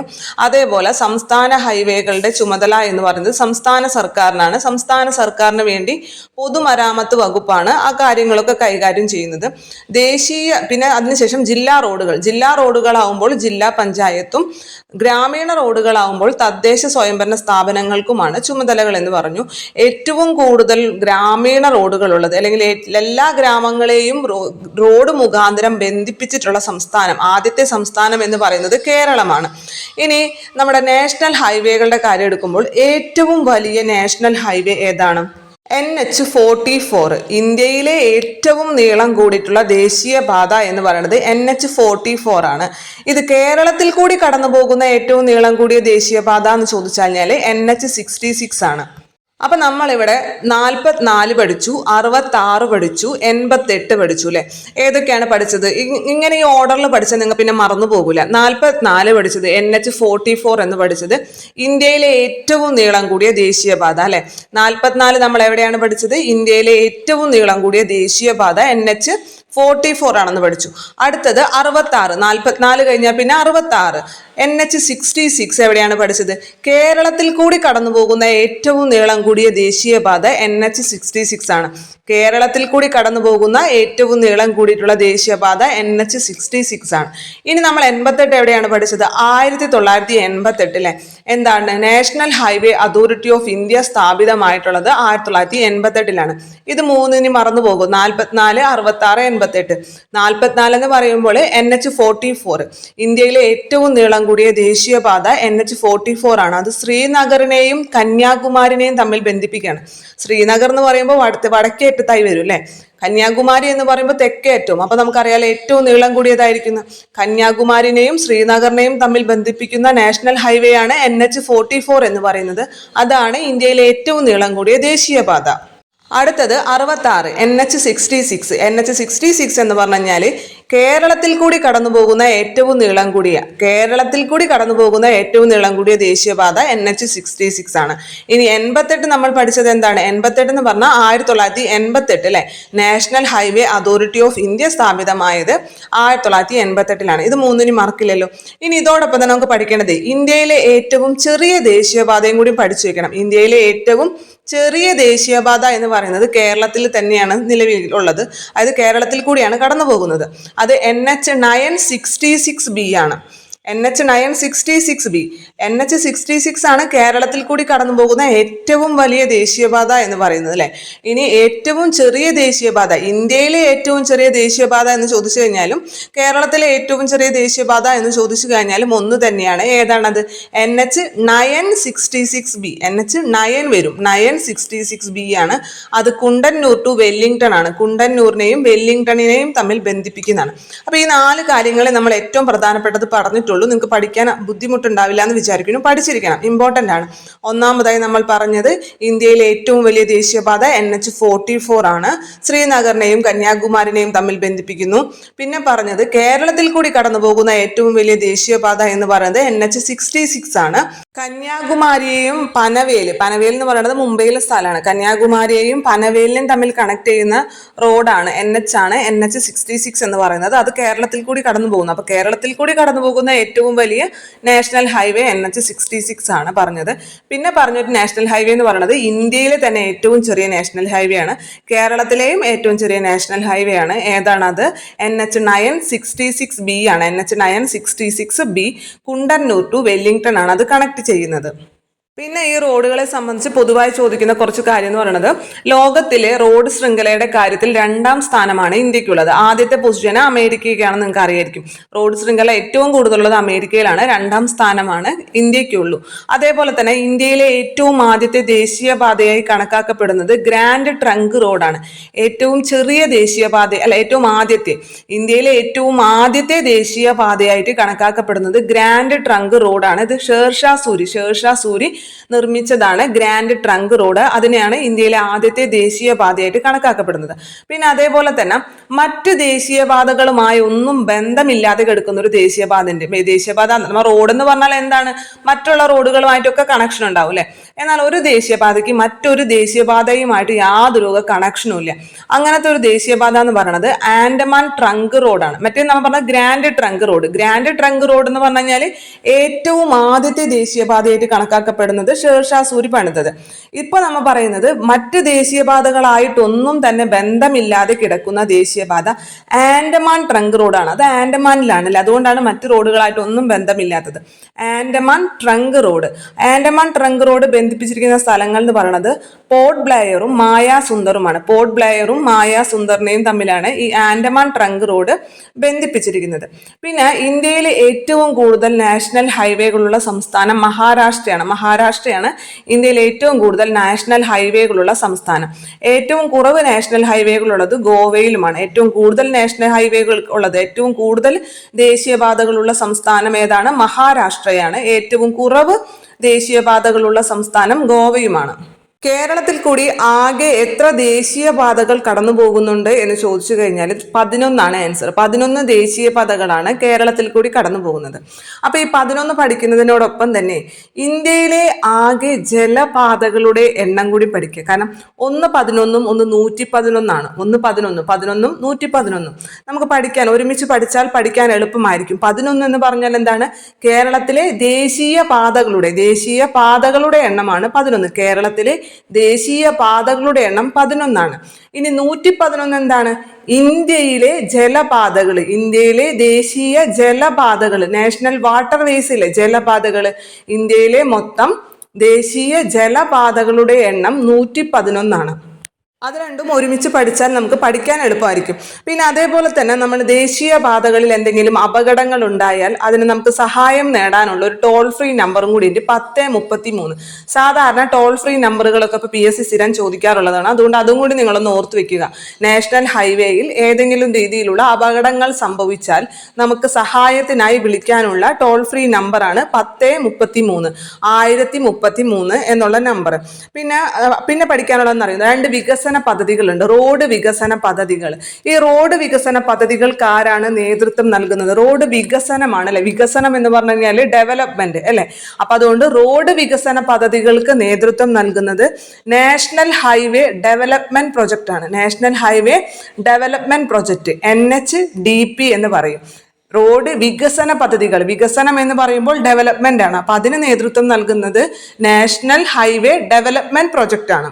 നാഷണൽ ഹൈവേ ഡെവലപ്മെന്റ് പ്രൊജക്ട് നടപ്പിലാക്കിയിട്ടുള്ള ഏറ്റവും പ്രധാനപ്പെട്ട 2 പ്രൊജക്ടുകളുണ്ട്. രണ്ടും പ്രധാനപ്പെട്ടതാണ്. ഒന്നാമത്തത് സുവർണ ചതുഷ്കോണം. പലപ്പോഴും BSc ചോദിക്കാറുണ്ട്, ഈ സുവർണ ചതുഷ്കോണം എന്തുമായി ബന്ധപ്പെട്ടിരിക്കുന്നു, അല്ലെങ്കിൽ ഈ സുവർണ ചതുഷ്കോണം ഏതൊക്കെ സിറ്റീസിനെ തമ്മിലാണ് ബന്ധിപ്പിക്കുന്നത് എന്നുള്ള കാര്യങ്ങളൊക്കെ PSc സ്ഥിരം ചോദിക്കാറുണ്ട്. അപ്പൊ സുവർണ ചതുഷ്കോണം എന്ന് പറഞ്ഞു കഴിഞ്ഞാൽ എന്താണ്? നാഷണൽ ഹൈവേ ഡെവലപ്മെന്റ് പ്രൊജക്ട് ആണ് സുവർണ ചതുഷ്കോണം. അപ്പൊ ചതുരം എന്ന് പറയുമ്പോൾ എത്ര എണ്ണമാണ്? ചതുരത്തിന് എത്ര വശങ്ങളുണ്ട്? 4 വശങ്ങളല്ലേ ഉള്ളത്. അപ്പൊ അതേപോലെ തന്നെ 4 സിറ്റികളെയാണ് ഈ സുവർണ ചതുഷ്കോണം പദ്ധതി പ്രകാരം ബന്ധിപ്പിക്കുന്നത്. അത് ഏതൊക്കെ സിറ്റികളാണെന്ന് ചോദിച്ചു കഴിഞ്ഞാൽ BCCD എന്ന് പഠിച്ചാൽ മതി. നമ്മൾ ABCDയില് BCDയില് ഇല്ല, BCD, അത് BCCD. B എന്ന് പറഞ്ഞു കഴിഞ്ഞാൽ ബോംബെ, നമുക്കറിയാലോ ഏറ്റവും പ്രധാനപ്പെട്ട ഒരു നഗരമാണ് അല്ലെ ബോംബെ എന്ന് പറയുന്നത്.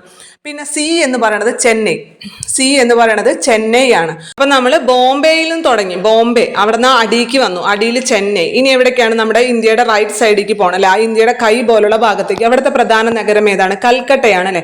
കൽക്കട്ട എന്ന് പറയുമ്പോൾ CAL അല്ലേ നമ്മൾ എഴുതാ. അപ്പൊ കൽക്കട്ട അത് C ആണ്. അപ്പൊ C കൽക്കട്ട. പിന്നെ D എന്ന് പറയുമ്പോൾ ഡൽഹി. 4 നഗരങ്ങളായില്ലേ. അപ്പൊ പലപ്പോഴും ഇങ്ങനെ ചോദിക്കാറുള്ളതാണ്, സുവർണ ചതുഷ്കോണം പദ്ധതി ബന്ധിപ്പിക്കാത്ത നഗരം ഏതെന്നൊക്കെ ചോദിച്ചിട്ട് ഈ 4 എണ്ണത്തിൽ ചിലപ്പോൾ ഹൈദരാബാദോ ബാംഗ്ലൂരൊക്കെ കൂടി തരും. അപ്പൊ അറിഞ്ഞിരിക്കണം BCCD. B എന്ന് പറഞ്ഞാല് ബോംബെ, C എന്ന് പറയുമ്പോൾ ചെന്നൈ, അടുത്ത C എന്ന് പറയുന്നത് കൽക്കട്ട, D എന്ന് പറയുന്നത് ഡൽഹി. ഈ 4 നഗരങ്ങളെയാണ്. കാരണം സുവർണ ചതുഷ്കോണം, ചതുരം എന്ന് പറഞ്ഞാൽ 4 വശങ്ങളല്ലേ ഉള്ളൂ, അല്ല 4 മൂലകളല്ലേ ഉള്ളൂ. അപ്പൊ അതേപോലെ തന്നെ 4 നഗരങ്ങളെ തമ്മിൽ ബന്ധിപ്പിക്കുന്ന പ്രൊജക്ട് ആണ്, റോഡ് നാഷണൽ ഹൈവേ പ്രൊജക്ട് ആണ് സുവർണ ചതുഷ്കോണം പദ്ധതി എന്ന് പറയുന്നത്. അത് ബോംബെ, ചെന്നൈ, കൽക്കട്ട, ഡൽഹി ഈ 4 നഗരങ്ങളെയാണ് ബന്ധിപ്പിക്കുന്നത്. അടുത്തതെന്ന് പറയുന്നത് രണ്ടാമത്തെ project north south and east west corridor. North south എന്ന് പറഞ്ഞ ഒരു പ്രൊജക്റ്റും കൂടിയുണ്ട്. നോർത്ത് സൗത്ത് എന്ന് പറയുമ്പോൾ വടക്ക് തെക്ക് അല്ലെ, വടക്ക് തെക്ക് ഇടനാഴിയും പിന്നെ അതുപോലെ തന്നെ ഈസ്റ്റ് വെസ്റ്റ് എന്ന് പറയുമ്പോൾ കിഴക്ക് പടിഞ്ഞാറ് ഇടനാഴി. ഇതാണ് ഈ പ്രൊജക്ടിന് കീഴിൽ വരുന്നത്. തെക്ക് വടക്ക് എന്ന് പറയുമ്പോൾ നമ്മുടെ ഇന്ത്യയുടെ ഏറ്റവും തെക്കേ അറ്റത്തും ഏറ്റവും വടക്കേ അറ്റവും തമ്മിൽ ബന്ധിപ്പിക്കുന്ന ഒരു ഇടനാഴി റോഡ്. അത് ഏതാണ്? നമ്മുടെ ഏറ്റവും വലിയ നാഷണൽ ഹൈവേ അല്ലെ, NH44 നമ്മൾ പഠിച്ചില്ലേ, ഇന്ത്യയിലെ ഏറ്റവും വലിയ ദേശീയപാത NH44 ആണ്. ശ്രീനഗറിനെയും കന്യാകുമാരിനെയും തമ്മിൽ ബന്ധിപ്പിക്കുന്നു എന്ന് പറഞ്ഞില്ലേ. ഇതാണ് നമ്മുടെ വടക്ക് തെക്ക് ഇടനാഴി എന്ന് പറയുന്നത്, വടക്ക് തെക്ക് ഇടനാഴി. ഇനി കിഴക്ക് പടിഞ്ഞാറ് ഇടനാഴി എന്ന് പറയുമ്പോൾ ഇതേപോലെ തന്നെ ഇന്ത്യയുടെ ഏറ്റവും കിഴക്കേ അറ്റവും ഏറ്റവും പടിഞ്ഞാറ് ഏറ്റവും തമ്മിൽ ബന്ധിപ്പിക്കുക. ഏറ്റവും പടിഞ്ഞാറേറ്റം എന്ന് പറയുമ്പോൾ ഗുജറാത്തിലെ തുറമുഖ പട്ടണമായിട്ടുള്ള പോർബന്ദറിനെയും അതേപോലെ പടിഞ്ഞാറേറ്റം എന്ന് പറയുമ്പോൾ ആസാമിലെ സിൽച്ചാറിനെയും തമ്മിൽ ബന്ധിപ്പിക്കുന്ന റോഡ് 27 ആണ്, NH27. ഇതാണ് നമ്മുടെ കിഴക്ക് പടിഞ്ഞാറ് ഇടനാഴി എന്ന് പറയുന്നത്. അപ്പൊ നമ്മൾ എന്താണ് പറഞ്ഞത്? നാഷണൽ ഹൈവേ ഡെവലപ്മെന്റ് പ്രൊജക്ട് അല്ലെ, നാഷണൽ ഹൈവേ ഡെവലപ്മെന്റ് പ്രൊജക്ട് ആണ് ഈ ഹൈവേകളുടെയൊക്കെ വികസന പദ്ധതികൾ അല്ലെ പ്രൊജക്ട് തയ്യാറാക്കുന്നത്. അപ്പൊ അതിന് ഈ നാഷണൽ ഹൈവേ അതോറിറ്റിയുടെ കീഴിൽ തന്നെയാണ് ഇതൊക്കെ വരുന്നത്. അപ്പൊ നമ്മൾ ഇവിടെ എന്താണ് പറഞ്ഞത്? നാഷണൽ ഹൈവേ ഡെവലപ്മെന്റ് പ്രൊജക്ടിനെ കുറിച്ചാണ് പറഞ്ഞത്. നാഷണൽ ഹൈവേ ഡെവലപ്മെന്റ് പ്രൊജക്ട് അല്ലെ, നാഷണൽ ഹൈവേ ഡെവലപ്മെന്റ് പ്രൊജക്ട് എന്ന് പറഞ്ഞാൽ ഈ നമ്മുടെ റോഡുകളുടെയൊക്കെ ദേശീയ പാതകളുടെയൊക്കെ വികസന പദ്ധതിയാണ്. ഇത് നിലവിൽ വരുന്നത് ശരിക്കും 1998 നമ്മൾ ആദ്യം തന്നെ ഡേറ്റ് പഠിച്ചിട്ടുണ്ടായിരുന്നില്ല. 1988, 44, 66, 88 പഠിച്ചത് മറന്നുപോയോ? 44 എന്തായിരുന്നു? ഇന്ത്യയിലെ ഏറ്റവും വലിയ ദേശീയപാത. 66 എന്തായിരുന്നു? NH66, കേരളത്തിൽ കൂടി കടന്നു പോകുന്ന ഏറ്റവും വലിയ ദേശീയപാത. 88 എന്തായിരുന്നു? National highway authority of India സ്ഥാപിതമായത്. ഓർമ്മയില്ലേ? 1988 national highway authority of India സ്ഥാപിതമായത്. പ്രവർത്തനം ആരംഭിച്ചത് വേറെ വർഷമാണ്, അത് പഠിക്കേണ്ട തൽക്കാലം, എല്ലാം കൂടി കൺഫ്യൂഷനാണ്. 1988 national highway authority of India സ്ഥാപിതമായത്. അത് കഴിഞ്ഞൊരു 10 വർഷം കഴിയുക. 10 വർഷം കഴിയാന്ന് പറയുമ്പോൾ 1998 നമ്മുടെ നാഷണൽ ഹൈവേ ഡെവലപ്മെന്റ് പ്രൊജക്ട് ആരംഭിക്കുന്നത്. 10 വർഷം കൂടി കഴിഞ്ഞിട്ട് 1998 ഈ നാഷണൽ ഹൈവേ ഡെവലപ്മെന്റ് പ്രൊജക്ട്, ഈ പ്രൊജക്ടിന്റെ എന്താണ് നിയന്ത്രണ ചുമതലയൊക്കെ നാഷണൽ ഹൈവേ അതോറിറ്റിക്ക് തന്നെയാണ്. മനസ്സിലായ? ഈ പ്രൊജക്ടിന്റെ നിയന്ത്രണവും ആരുടെ കീഴിൽ തന്നെയാണ്? നാഷണൽ ഹൈവേ അതോറിറ്റി ഓഫ് ഇന്ത്യയുടെ കീഴിൽ തന്നെയാണ്. അങ്ങനെ നമ്മുടെ അടൽ ബിഹാരി വാജ്പേയിയുടെ കാലത്താണ് ഇങ്ങനെ ഒരു പ്രൊജക്ട് കൊണ്ടുവരുന്നത്. ഏത് പ്രൊജക്റ്റാണ്? നാഷണൽ ഹൈവേ ഡെവലപ്മെന്റ് പ്രൊജക്ട് കൊണ്ടുവരുന്നത്. അങ്ങനെ ഈ പ്രൊജക്ട് കൊണ്ടുവന്നതിന് ശേഷം പിന്നത്തെ വർഷം തന്നെ 1999 നമ്മൾ സുവർണ ചതുഷ്കോണം പദ്ധതി ആരംഭിച്ചു. ഈ സുവർണ ചതുഷ്കോണം പദ്ധതി എന്താണെന്ന് പറഞ്ഞല്ലോ? ചതുഷ്കോണം എന്ന് പറയുമ്പോൾ ചതുരം എന്ന് പറയുമ്പോൾ 4 മൂലകളുണ്ട്. 4 സിറ്റീസിനെ, ഇന്ത്യയുടെ ഏറ്റവും പ്രധാനപ്പെട്ട 4 സിറ്റീസിനെ തമ്മിൽ ബന്ധിപ്പിക്കുന്ന റോഡ്, അതാണ് സുവർണ ചതുഷ്കോണം പദ്ധതി എന്ന് പറയുന്നത്. അപ്പൊ അടൽ ബിഹാരി വാജ്പേയിയുടെ കാലത്താണ് നമ്മൾ പറഞ്ഞൂല്ലേ ഇത് ആരംഭിച്ചത്. അതുകൊണ്ട് തന്നെ ഈ പ്രൊജക്ടിന് തറക്കല്ലിട്ടതും, ഈ സുവർണ ചതുഷ്കോണം പദ്ധതിക്ക് തറക്കല്ലിട്ടതും ആര് തന്നെയാണ്? നമ്മുടെ ആ സമയത്തെ പ്രധാനമന്ത്രിയായിട്ടുള്ള അടൽ ബിഹാരി വാജ്പേയി തന്നെയാണ്. ഇനി അങ്ങനെ ചോദിച്ചാലും നിങ്ങൾക്ക് തെറ്റരുത്, അടൽ ബിഹാരി വാജ്പേയി തന്നെയാണ്. പിന്നത്തെ വർഷം ഈ നാഷണൽ ഹൈവേ ഡെവലപ്മെന്റ് പ്രൊജക്ട് വന്ന് നെക്സ്റ്റ് വർഷം, തൊട്ടടുത്ത വർഷം 1999 സുവർണ ചതുഷ്കോണം പദ്ധതി ആരംഭിച്ചു. ഇന്ത്യയിലെ ഏറ്റവും വലിയ ഹൈവേ പ്രൊജക്റ്റാണ്. എന്തെന്ന് പറയണത്? സുവർണ ചതുഷ്കോണം പദ്ധതി എന്ന് പറയുന്നത്. ഈ പദ്ധതി നടപ്പിലാക്കുന്നത് ആരെന്ന് ചോദിച്ചു കഴിഞ്ഞാൽ ആര് പറയണം? നാഷണൽ ഹൈവേ അതോറിറ്റി ഓഫ് ഇന്ത്യയാണ് ഈ പദ്ധതിയും നടപ്പിലാക്കുന്നത്. പിന്നെ നമ്മൾ പറഞ്ഞത് ഇതേപോലെ തന്നെ തെക്ക് വടക്ക് ഇടനാഴിയും കിഴക്ക് പടിഞ്ഞാറ് ഇടനാഴിയും അല്ലെ. തെക്ക് വടക്ക് ഇടനാഴി എന്ന് പറയുമ്പോൾ ഇന്ത്യയുടെ ഏറ്റവും തെക്കേ അറ്റവും വടക്കേ അറ്റവും തമ്മിൽ ബന്ധിപ്പിക്കുന്ന ഒരു ഹൈവേ, അതാണ് NH44 എന്ന് പറഞ്ഞത്. ഏതൊക്കെ സ്ഥലങ്ങളെ തമ്മിലാണ് ബന്ധിപ്പിക്കുന്നത്? ശ്രീനഗറിനെയും കന്യാകുമാരിയെയും തമ്മിൽ ബന്ധിപ്പിക്കുന്നു. അടുത്തത് പറഞ്ഞത് കിഴക്ക് പടിഞ്ഞാറ് ഇടനാഴി അല്ലെ. ഇന്ത്യയുടെ ഏറ്റവും കിഴക്കേ അറ്റവും അതേപോലെ പടിഞ്ഞാറ് അറ്റവും തമ്മിൽ ബന്ധിപ്പിക്കുന്ന ഒരു ഇടനാഴി, ഒരു റോഡ്, അതാണ് NH27 എന്ന് പറയുന്നത്. അത് ഏതൊക്കെ സ്ഥലങ്ങളെ തമ്മിലാണ് ബന്ധിപ്പിക്കുന്നത്? നമ്മുടെ ഗുജറാത്തിലെ തുറമുഖ പട്ടണമായിട്ടുള്ള പോർബന്ദറിനെയും ആസാമിലെ സിൽച്ചാറിനെയും തമ്മിലാണ് ബന്ധിപ്പിക്കുന്നത്. അപ്പൊ ഇത്രയും കാര്യങ്ങളൊക്കെയാണ് നമുക്ക് ഇവിടെ നിന്ന് ബേസിക് ആയിട്ട് പഠിക്കാനുള്ളൂ. പിന്നെ അതേപോലെ തന്നെ ഒരു ഭാരതമാല പദ്ധതിയും കൂടി ഉണ്ട്. ഭാരത്മാല എന്ന് പറഞ്ഞ ഒരു പദ്ധതിയും കൂടി ഉണ്ട്. അതും ഇതുപോലെ റോഡ് വികസന പദ്ധതി തന്നെയാണ്. ഭാരത്മാല പദ്ധതി എന്തുമായി ബന്ധപ്പെട്ടിരിക്കുന്നു എന്ന് ചോദിച്ചു കഴിഞ്ഞാൽ അതും റോഡ് വികസനം തന്നെയാണ്. അതെന്ന് പറയുമ്പോൾ നമ്മുടെ തുറമുഖങ്ങളുണ്ടല്ലോ, ചെറിയ ചെറിയ തുറമുഖങ്ങളെ എല്ലാം ബന്ധിപ്പിച്ചുകൊണ്ടുള്ള ഒരു തീരദേശ അതിർത്തികളിലൂടെയുള്ള റോഡുകൾ, സംസ്ഥാന റോഡുകൾ പണിയുക. അതേപോലെ തന്നെ പാലങ്ങൾ, കീഴ്പാലങ്ങൾ, വമ്പൻ പാലങ്ങൾ, റെയിലിന്റെ മുകളിൽ കൂടിയുള്ള മേൽപ്പാലങ്ങളുണ്ടല്ലോ, റെയിൽപാത അടിയിൽ കൂടി പോകുമ്പോൾ മുകളിൽ കൂടി മേൽപ്പാലങ്ങളൊക്കെ പണിയുമല്ലോ. ഇങ്ങനത്തെ എല്ലാ പ്രൊജക്റ്റും കൂടി വരുന്നതാണ് ഭാരതമാല എന്ന് പറയുന്നത്. അതിനെക്കുറിച്ച് കൂടുതലായി ചോദിക്കാൻ വഴിയില്ല. ഭാരത്മാല എന്ന് പറഞ്ഞാൽ റോഡ് വികസന പദ്ധതി തന്നെയാണ്. തുറമുഖങ്ങളെ എല്ലാം ബന്ധിപ്പിച്ചുകൊണ്ടുള്ള ചെറിയ റോഡുകൾ, സംസ്ഥാന ഹൈവേകളും അതേപോലെ തന്നെ മേൽപ്പാലങ്ങളും വമ്പൻ പാലങ്ങളും കീഴ്പാലങ്ങളും ഒക്കെ നിർമ്മിക്കുക. ഇങ്ങനെയൊക്കെ കുറെ സ്കീമുകൾ ഇതിനുള്ളിൽ തന്നെ വരുന്നുണ്ട്. ഇതെല്ലാം കൂടി ഉൾപ്പെടുത്തിക്കൊണ്ടുള്ള ഒരു പദ്ധതിയാണ് ഭാരത്മാല പദ്ധതി എന്ന് പറയുന്നത്. നമ്മളിപ്പോൾ ഒരുപാട് കാര്യം പഠിച്ചിട്ടുണ്ട്. നിങ്ങൾ എല്ലാതും ഒന്ന് ഓർത്ത് നോക്കിയാൽ എല്ലാം ഓർമ്മയിലേക്ക് വരുന്നില്ലേന്ന്. ആദ്യം നമ്മൾ പറഞ്ഞത് റോഡുകളെ 4ആയി നമ്മൾ തിരിച്ചിരിക്കുന്നു എന്ന് പറഞ്ഞു. ദേശീയപാതകൾ, സംസ്ഥാന ഹൈവേകൾ, ജില്ലാ റോഡുകൾ, ഗ്രാമീണ റോഡുകൾ.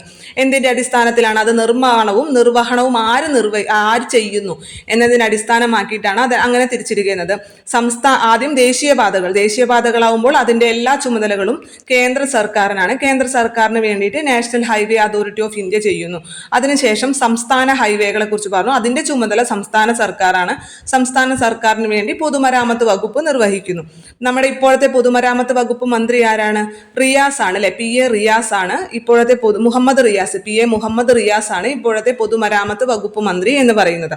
ഇനി അടുത്തത് ജില്ലാ റോഡുകൾ എന്ന് പറയുമ്പോൾ അതിന് ജില്ലാ പഞ്ചായത്തിനാണ് അതിന്റെ ചുമതലയുള്ളത്.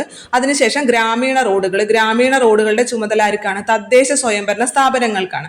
ഗ്രാമീണ റോഡുകൾ എന്ന് കേൾക്കുമ്പോൾ നമ്മുടെ മനസ്സിലേക്ക് ഫസ്റ്റ് കേരളം വരണം. കാരണം ഇന്ത്യയിൽ തന്നെ ആദ്യമായിട്ട് എല്ലാ ഗ്രാമങ്ങളെയും റോഡ് മുഖാന്തരം ബന്ധിപ്പിച്ചത് കേരളമാണ്. എല്ലാ ഗ്രാമങ്ങളെയും റോഡ് മുഖാന്തരം ബന്ധിപ്പിച്ച ആദ്യത്തെ സംസ്ഥാനം എന്ന് പറയുന്നത് കേരളമാണ്. പിന്നെ നമ്മൾ എന്തൊക്കെ കാര്യമാണ് പറഞ്ഞത്?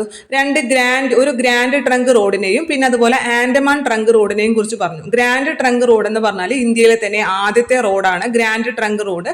ഷേർഷാ സൂരിയാണ് അത് പണി കഴിപ്പിച്ചത്. ഇന്ത്യയിലെ ആദ്യത്തെ ദേശീയപാതയായി കണക്കാക്കപ്പെടുന്നത് ഗ്രാൻഡ് ട്രങ്ക് റോഡാണ്.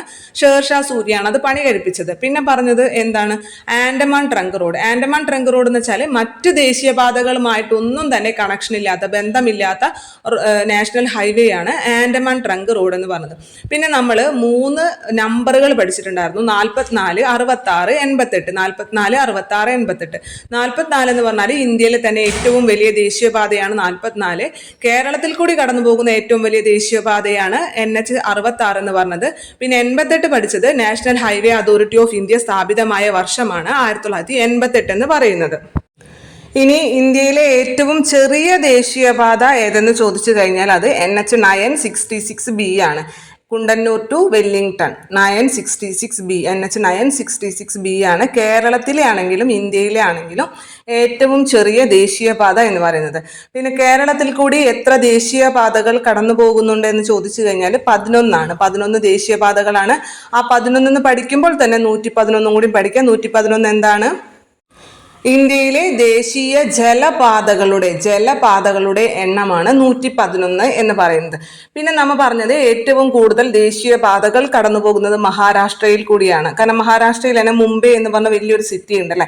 അതുകൊണ്ട് തന്നെ ഏറ്റവും കൂടുതൽ ദേശീയപാതകൾ കടന്നു പോകുന്ന സംസ്ഥാനം നമ്മുടെ മഹാരാഷ്ട്രയാണ്. ഏറ്റവും കുറവ് ദേശീയപാതകൾ കടന്നു പോകുന്ന സംസ്ഥാനം ഗോവയാണ്. ഇത് കേരളത്തിൽ ചോദിക്കുകയാണെങ്കിൽ കേരളത്തിലെ ഏത് ജില്ലയിൽ കൂടിയാണ് ഏറ്റവും കൂടുതൽ ദേശീയപാതകൾ കടന്നു പോകുന്നത് എന്ന് ചോദിച്ചു കഴിഞ്ഞാൽ എറണാകുളമാണ്.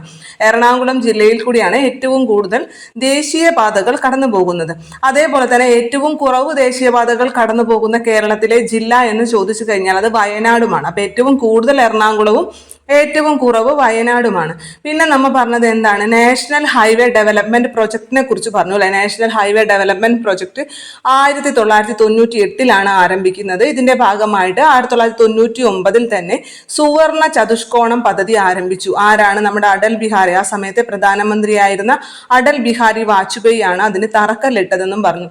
സുവർണ ചതുഷ്കോണം. അപ്പൊ ചതുഷ്കോണം എന്ന് പറയുമ്പോൾ തന്നെ ചതുരം പോലെ 4 മെയിൻ സിറ്റീസിനെ തമ്മിൽ ബന്ധിപ്പിക്കുന്ന ഒരു റോഡ് ശൃംഖലയാണല്ലേ സുവർണ ചതുഷ്കോണം പദ്ധതി എന്ന് പറയുന്നത്. ഏതൊക്കെ സിറ്റികളെയാണ്? BCCD. B എന്ന് പറഞ്ഞാൽ ബോംബെ, C ചെന്നൈ, അടുത്ത C കൽക്കട്ട, പിന്നത്തെ D എന്ന് പറയുന്നത് ഡൽഹി. ഈ 4 സിറ്റീസിനെയാണ് പരസ്പരം ബന്ധിപ്പിക്കുന്നത്. പിന്നെ അതേപോലെ തന്നെ നമ്മൾ മറ്റൊരു പദ്ധതിയും കൂടി പറഞ്ഞു, north south corridor and east west corridor. North south corridor and east west corridor. മലയാളത്തിൽ പറയുമ്പോൾ തെക്ക് വടക്ക് ഇടനാഴി, കിഴക്ക് പടിഞ്ഞാറ് ഇടനാഴി എന്ന് പറയും അല്ലെ. തെക്ക് വടക്ക് ഇടനാഴി എന്ന് പറയുമ്പോൾ ഇന്ത്യയുടെ ഏറ്റവും തെക്കേ അറ്റവും വടക്കേ അറ്റവും തമ്മിൽ ബന്ധിപ്പിച്ചുകൊണ്ടൊരു നാഷണൽ ഹൈവേ. ഏത് നാഷണൽ ഹൈവേ ആണത്? NH 44. ഇന്ത്യയിലെ ഏറ്റവും വലിയ ദേശീയപാതയായിട്ടുള്ള NH 44 ജമ്മു കാശ്മീരിലെ ശ്രീനഗറിനെയും നമ്മുടെ കന്യാകുമാരിയെയും തമ്മിൽ ബന്ധിപ്പിച്ചുകൊണ്ടുള്ള നാഷണൽ പാതയാണത്. പിന്നെ കിഴക്ക് പടിഞ്ഞാറ് ഇടനാഴി എന്ന് പറയുമ്പോൾ ഏതാണ്? നമ്മുടെ ഗുജറാത്തിലെ പോർബന്ദറിൽ നിന്നും അസമിലെ സിൽച്ചാറിനെയും തമ്മിൽ ബന്ധിപ്പിച്ചുകൊണ്ടുള്ള NH 27 അത് പഠിക്കണേ NH-27, ഇതാണ് കിഴക്ക് പടിഞ്ഞാറ് ഇടനാഴി എന്ന് പറയുന്നത്. അതോടൊപ്പം തന്നെ നമ്മളൊരു ഭാരത് മാല പദ്ധതിയെ കുറിച്ചും കൂടി പറഞ്ഞു. ഭാരത് മാല പദ്ധതി എന്ന് പറയുമ്പോൾ എന്താണ്, നമ്മുടെ ഈ തുറമുഖങ്ങളെ തമ്മിൽ ബന്ധിപ്പിക്കുന്ന സംസ്ഥാന ഹൈവേകളും പിന്നെ അതേപോലെ തന്നെ വമ്പൻ പാലങ്ങളും റെയിൽ മേൽപ്പാലങ്ങളും, റെയിലിന്റെ മുകളിൽ കൂടിയുള്ള മേൽപ്പാലങ്ങളും കീഴ്പ്പാലങ്ങളും ഒക്കെ ഉൾപ്പെടുത്തിക്കൊണ്ടുള്ള എല്ലാത്തിന്റെയും നിർമ്മാണ പദ്ധതികൾ ഉൾപ്പെടുത്തിക്കൊണ്ടുള്ള ഒരു പദ്ധതിയാണ് ഭാരത് മാല എന്ന പദ്ധതി എന്ന് പറയുന്നത്.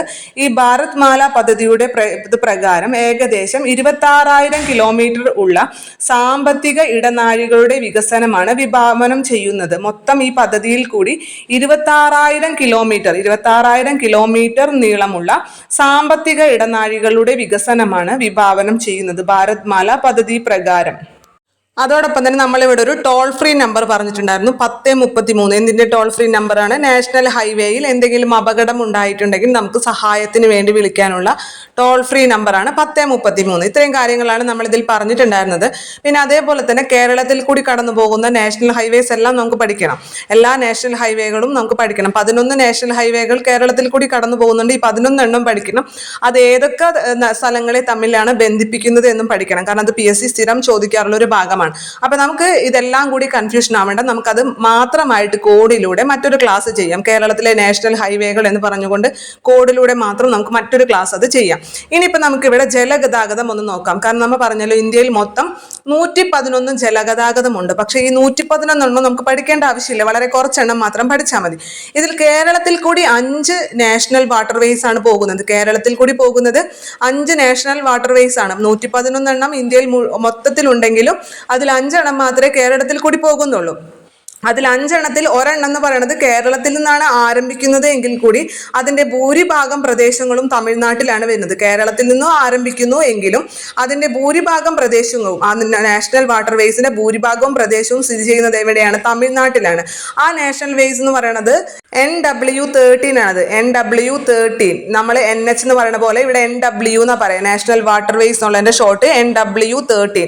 ആ NW13ന്റെ പ്രത്യേകത എന്താണ്? അത് കേരളത്തിൽ നിന്നാണ് ആരംഭിക്കുന്നത് എങ്കിലും അതിന്റെ ഭൂരിഭാഗം പ്രദേശങ്ങളും കടന്നു പോകുന്നത് തമിഴ്നാട്ടിൽ കൂടിയാണ്. അതാണ് NW13 അഥവാ AVM കനാൽ എന്നും പറയും. AVM canal. പിന്നെ നമുക്ക് പഠിക്കാനുള്ളത് മെയിനായിട്ട് 4 വാട്ടർവേസ് ആണ് കേരളത്തിൽ കൂടി കടന്നു പോകുന്നത്. അത് കൂടാതെ 1ഉം 2ഉം ഒക്കെ നമുക്ക് പഠിക്കണല്ലേ. ഫസ്റ്റത്തെ നാഷണൽ വാട്ടർവേ ഏതാണ്, രണ്ടാമത്തെ നാഷണൽ വാട്ടർവേ ഏതാണെന്നൊക്കെ നമുക്ക് പഠിക്കണം. അപ്പൊ ഈ നാഷണൽ ജലഗതാഗതത്തിന്റെ ഏറ്റവും പ്രധാനപ്പെട്ട ഗുണങ്ങൾ എന്തൊക്കെയാണ്? പ്രധാനപ്പെട്ട ഗുണം എന്ന് പറയുന്നത് ഏറ്റവും ചെലവ് കുറഞ്ഞ ഗതാഗത മാർഗമാണ് എന്നുള്ളതിന്. ഏറ്റവും ചെലവ് കുറഞ്ഞ ഗതാഗതമാണ്. നമ്മൾ സാധാരണ പുറം രാജ്യങ്ങളിൽ നിന്നൊക്കെ കണ്ടെയ്നേഴ്സുകൾ അല്ലെ, ഒരുപാട് ചരക്കുകളൊക്കെ കൊണ്ടുവരുന്നത് എന്തിലാണ്? ഷിപ്പിൽ കൂടിയാണ് കൊണ്ടുവരുന്നത് അല്ലെ. കാരണം ഏറ്റവും ചെലവ് കുറഞ്ഞ ഗതാഗത മാർഗം എന്ന് പറയുന്നത് ജലഗതാഗതമാണ്. അതുകൊണ്ട് തന്നെ വൻതോതിലുള്ള ചരക്ക് നീക്കങ്ങൾക്ക് ഈ ജലഗതാഗതം ഉപയോഗപ്പെടുത്തുന്നു.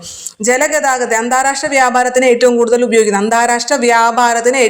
ഉപയോഗിക്കുന്ന മാർഗം എന്ന് പറയുന്നത് ജലഗതാഗതം തന്നെയാണ്. ഈ ജലഗതാഗതത്തെ നമുക്ക് രണ്ടായി തിരിക്കാൻ സാധിക്കും. ഒന്ന് സമുദ്ര ജലഗതാഗതം എന്നുള്ളതും മറ്റൊന്ന് ഉൾനാടൻ ജലഗതാഗതം എന്നുള്ളതും. സമുദ്ര ജലഗതാഗതം എന്ന് പറയുമ്പോൾ ആ പേരിൽ തന്നെ നമുക്ക് പല കാര്യങ്ങളും പേരിൽ നിന്ന് തന്നെ കിട്ടും. സമുദ്ര ജലഗതാഗതം എന്ന് പറയുമ്പോൾ നമ്മുടെ മെയിൻ ആയിട്ടുള്ള അറ്റ്ലാന്റിക് സമുദ്രം ഇല്ലേ, പസഫിക് സമുദ്രം എന്നൊക്കെ പറഞ്ഞ, ഇന്ത്യൻ മഹാസമുദ്രം എന്നൊക്കെ പറഞ്ഞ് പഠിക്കുന്നില്ലേ. ഈ സമുദ്രങ്ങളെയൊക്കെ നമ്മൾ ഉപയോഗപ്പെടുത്തിക്കൊണ്ടുള്ള ചരക്ക് നീക്കം അങ്ങനെ സാധ്യമാക്കുന്ന ഗതാഗതമാണ് സമുദ്ര ജലഗതാഗതം എന്ന് പറയുന്നത്. ഉൾനാടൻ ജലഗതാഗതം എന്ന് പറഞ്ഞു കഴിഞ്ഞാൽ എന്തായിരിക്കും? നമ്മുടെ നദികള്, കനാലുകള്, കായലുകളൊക്കെ ഉൾപ്പെടുത്തിക്കൊണ്ടുള്ള ഗതാഗതമാണ്. ജലഗതാഗതത്തെയാണ് നമ്മൾ ഉൾനാടൻ ജലഗതാഗതം എന്ന് പറയുന്നത്.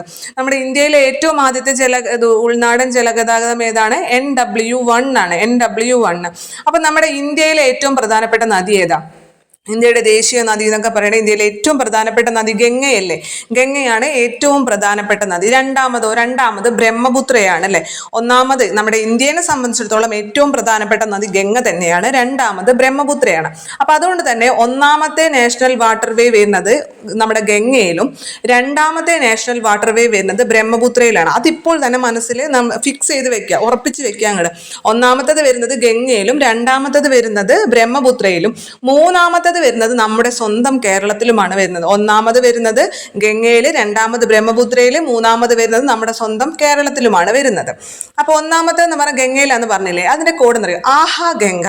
അപ്പൊ നമ്മൾ ഗംഗേനെ കാണുമ്പോൾ പറയുന്നത് ആഹാ ഗംഗ അല്ലെ, ഗംഗാ നദി എന്ന് പറയുന്ന പുണ്യ നദിയാണല്ലോ. അപ്പൊ നമ്മൾ ഗംഗേനെ കാണുമ്പോൾ ആഹാ ഗംഗ എന്ന് പറയുന്നു. ഇനി വേണ്ട, നമ്മുടെ മണിച്ചിത്രത്താഴിലെ ഗംഗയായാലും മതിയില്ലേ, നമുക്ക് നല്ല ഭംഗിയിലെ കാണുമ്പോൾ ആഹാ ഗംഗ എന്ന് പറയുന്നു. അപ്പൊ ഈ നമ്മുടെ ഒന്നാമത്തെ വാട്ടർവേ NW1 ഏത് നദിയിൽ കൂടിയാണ്? ഗംഗാ നദിയിൽ കൂടിയാണ്. ഏതൊക്കെ നഗരങ്ങളെ തമ്മിൽ അല്ലെങ്കിൽ ഏതൊക്കെ സ്ഥലങ്ങൾ തമ്മിലാണ് ബന്ധിപ്പിക്കുന്നത്? ആഹാ അല്ലെ, ആഹാ എന്നതിൽ നിന്നും അലഹാബാദിനെയും ഹാൽഡിയയും തമ്മിൽ ബന്ധിപ്പിക്കുന്നതാണ് NW1 എന്ന് പറയുന്നത്. ഇനി അടുത്ത നമ്മുടെ ബ്രഹ്മപുത്ര, നമ്മൾ പറഞ്ഞു രണ്ടാമത്തെ വാട്ടർവേ എന്ന് പറയുന്നത് ബ്രഹ്മപുത്രയിലാണെന്ന് പറഞ്ഞില്ലേ. നമ്മുടെ ബ്രഹ്മപുത്ര എന്ന് പറയുമ്പോൾ എനിക്ക് എപ്പോഴും ബ്രഹ്മപുത്ര എന്ന് പറയുമ്പോൾ ഒരു സാധുവായിട്ടാണ് തോന്നുന്നത്, സാധുവായിട്ട്. കാരണം എന്താ വെച്ചാൽ ബാക്കി എല്ലാ നദികൾക്കും പേര് എന്താണ്? സ്ത്രീകളുടെ പേരാണ് അല്ലെ, സ്ത്രീകളുടെ പേരല്ലേ. എല്ലാ നദികളും അറിയപ്പെടുന്നത് സ്ത്രീകളുടെ പേരിലാണെങ്കിൽ പാവം നമ്മുടെ ബ്രഹ്മപുത്ര മാത്രം ഒരു പുരുഷനാമത്തിലാണ് അറിയപ്പെടുന്നത് അല്ലെ. ബ്രഹ്മപുത്ര എന്ന് പറഞ്ഞാൽ ഒരു പുരുഷനാമമാണ്. ബാക്കി എല്ലാ നദികൾക്കും സ്ത്രീനാമമാണെങ്കിൽ ബ്രഹ്മപുത്രയ്ക്ക് മാത്രം ഒരു പുരുഷനാമമാണ്. അവിടെയും ഒറ്റപ്പെട്ടു പോയില്ലേ.